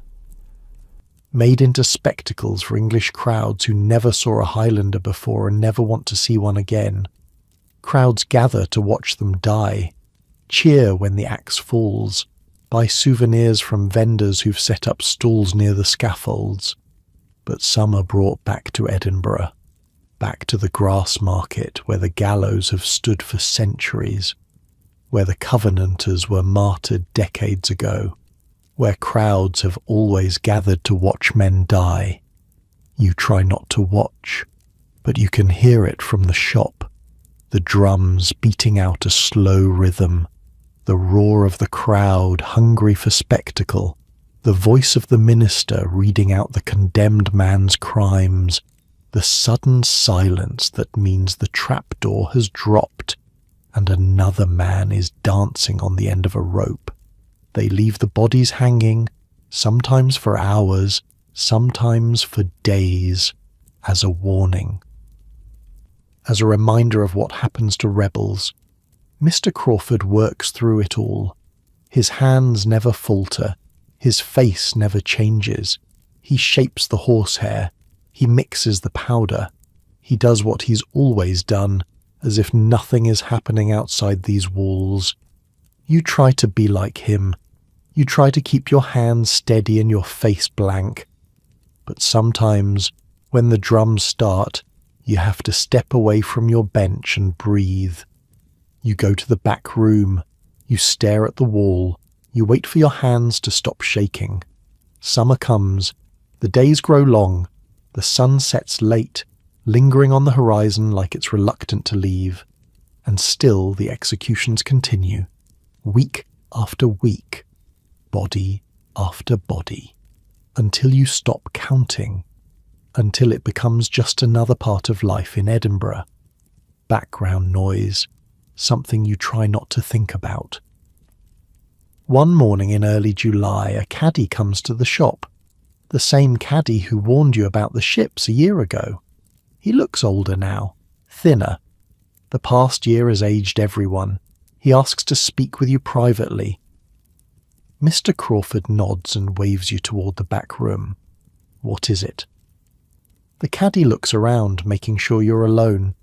Your friend, he says, the one who left, the apprentice, Malcolm. I asked around, called in some favours. Took a while, but I found out what happened. Your stomach tightens. You've been waiting for this, dreading it. He was at Culloden, the caddie says, in the front ranks, one of the first to charge. Is he dead? The caddie shakes his head slowly. Worse. They took him prisoner, tried him in Inverness, hanged him last month. You don't say anything. You can't. The words won't come. The caddie reaches out and puts a hand on your shoulder, just for a moment. I'm sorry, lad. He seemed like a good one, They were all good ones, most of them, just caught up in something bigger than themselves. Then he's gone, back to the streets, back to the business of knowing everything and everyone. You stand in the back room for a long time. The sounds of the city drift in through the window, carts rattling, people shouting.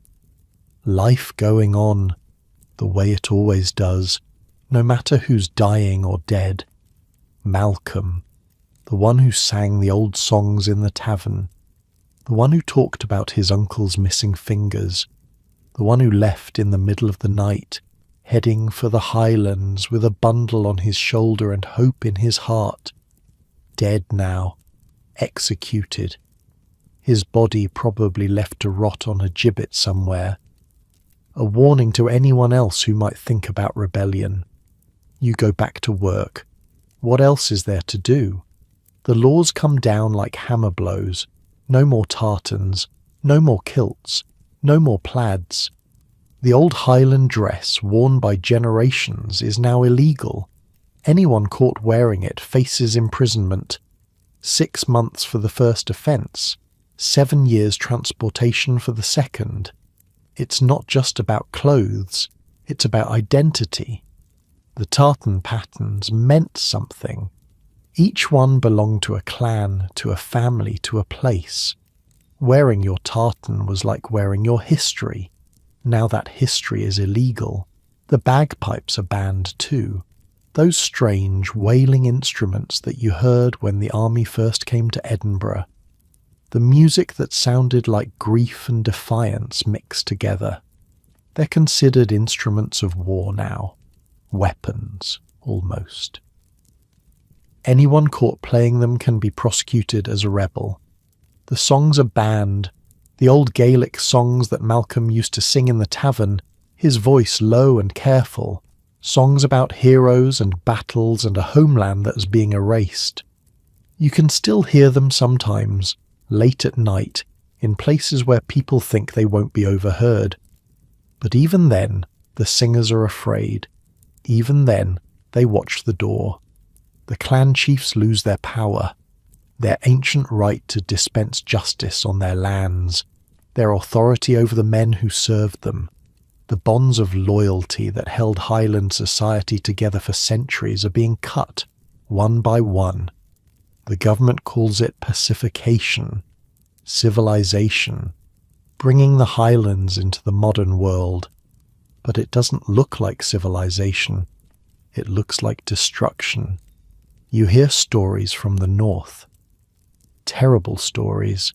Villages burned, every house put to the torch while families flee into the hills with nothing but the clothes on their backs, cattle seized, sheep slaughtered, the livestock that people depended on for survival, killed and left to rot because there's no one to use them. People driven from land their families have worked for centuries, cleared off like vermin, sent to the coast, to the cities, to anywhere that's not home. Some try to stay. They hide in caves. They live off whatever they can find. Most of them die, of cold, of hunger, of the soldiers who hunt them down and show no mercy. It's not just punishment, it's annihilation. The government isn't just defeating the rebellion. It's trying to make sure there can never be another one, and the only way to do that is to destroy the culture that produced it. The old way of life is dying.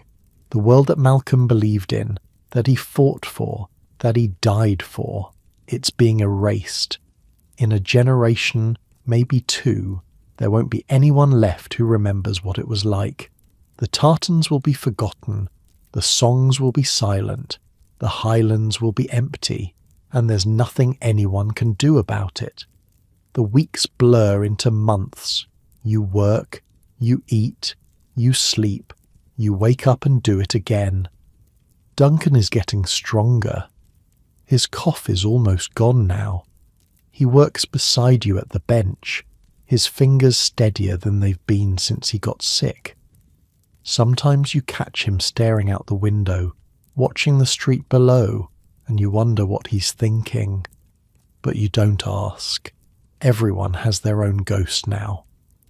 William finishes his Bible, cover to cover. Then he starts again from the beginning. He's looking for something, you realise, answers to questions he won't speak out loud. You hope he finds them.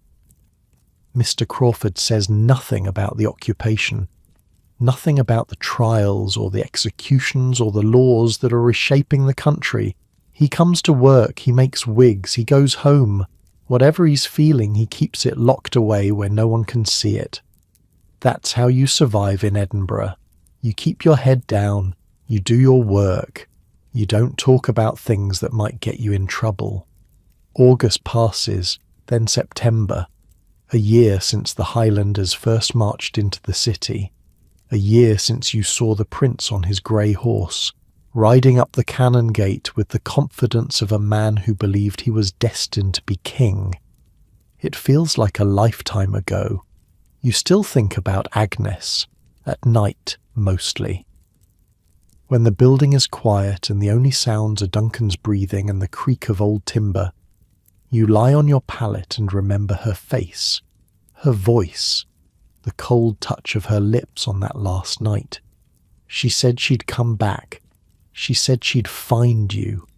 But months have passed, and there's been no word, no message, no sign that she's still alive. Maybe she can't get word to you. Maybe it's too dangerous. Maybe she's trying to protect herself, or you, or both.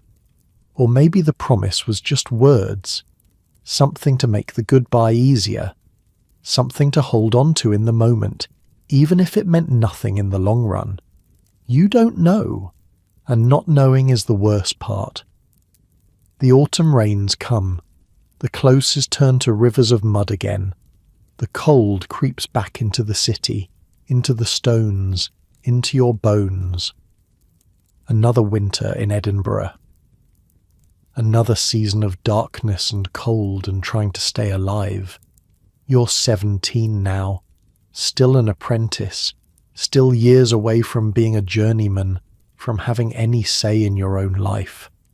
But you're different than you were a year ago. You've seen things, lived through things, learned things about the world and about yourself that you never wanted to learn. You've learned that causes don't always win, even when they're passionate. That belief doesn't stop bullets. That promises made in the dark don't always survive the light. You've learned that survival is its own kind of victory. That waking up each morning, putting one foot in front of the other, doing the work that needs to be done, that's not nothing.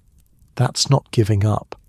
That's just life, going on the way it always has, no matter what kings and princes do. One evening in late November, you find yourself on the third-floor landing. You're not sure why you came here. You were on your way up from fetching water, and your feet just stopped. This is where you used to meet Agnes. This is where you talked in whispers, where she kissed you goodbye. The landing is empty now. The door to her mistress's apartment is closed. New tenants, someone said, a merchant's family from Glasgow. They don't know anything about the woman who lived here before. They don't want to know. You stand there for a long moment. The building creaks around you. The same sounds you've heard 1,000 times. Voices and footsteps and the endless noise of too many people living too close together. But Agnes's voice isn't among them. Her footsteps are gone. You think about the promise you made. I'll be here. You are here. You've kept your half of it. Maybe someday she'll keep hers, or maybe she won't. Maybe she's already forgotten you. Maybe she started a new life in Stirling, with new people, new routines, new reasons to keep going. You wouldn't blame her. That's what survival looks like sometimes.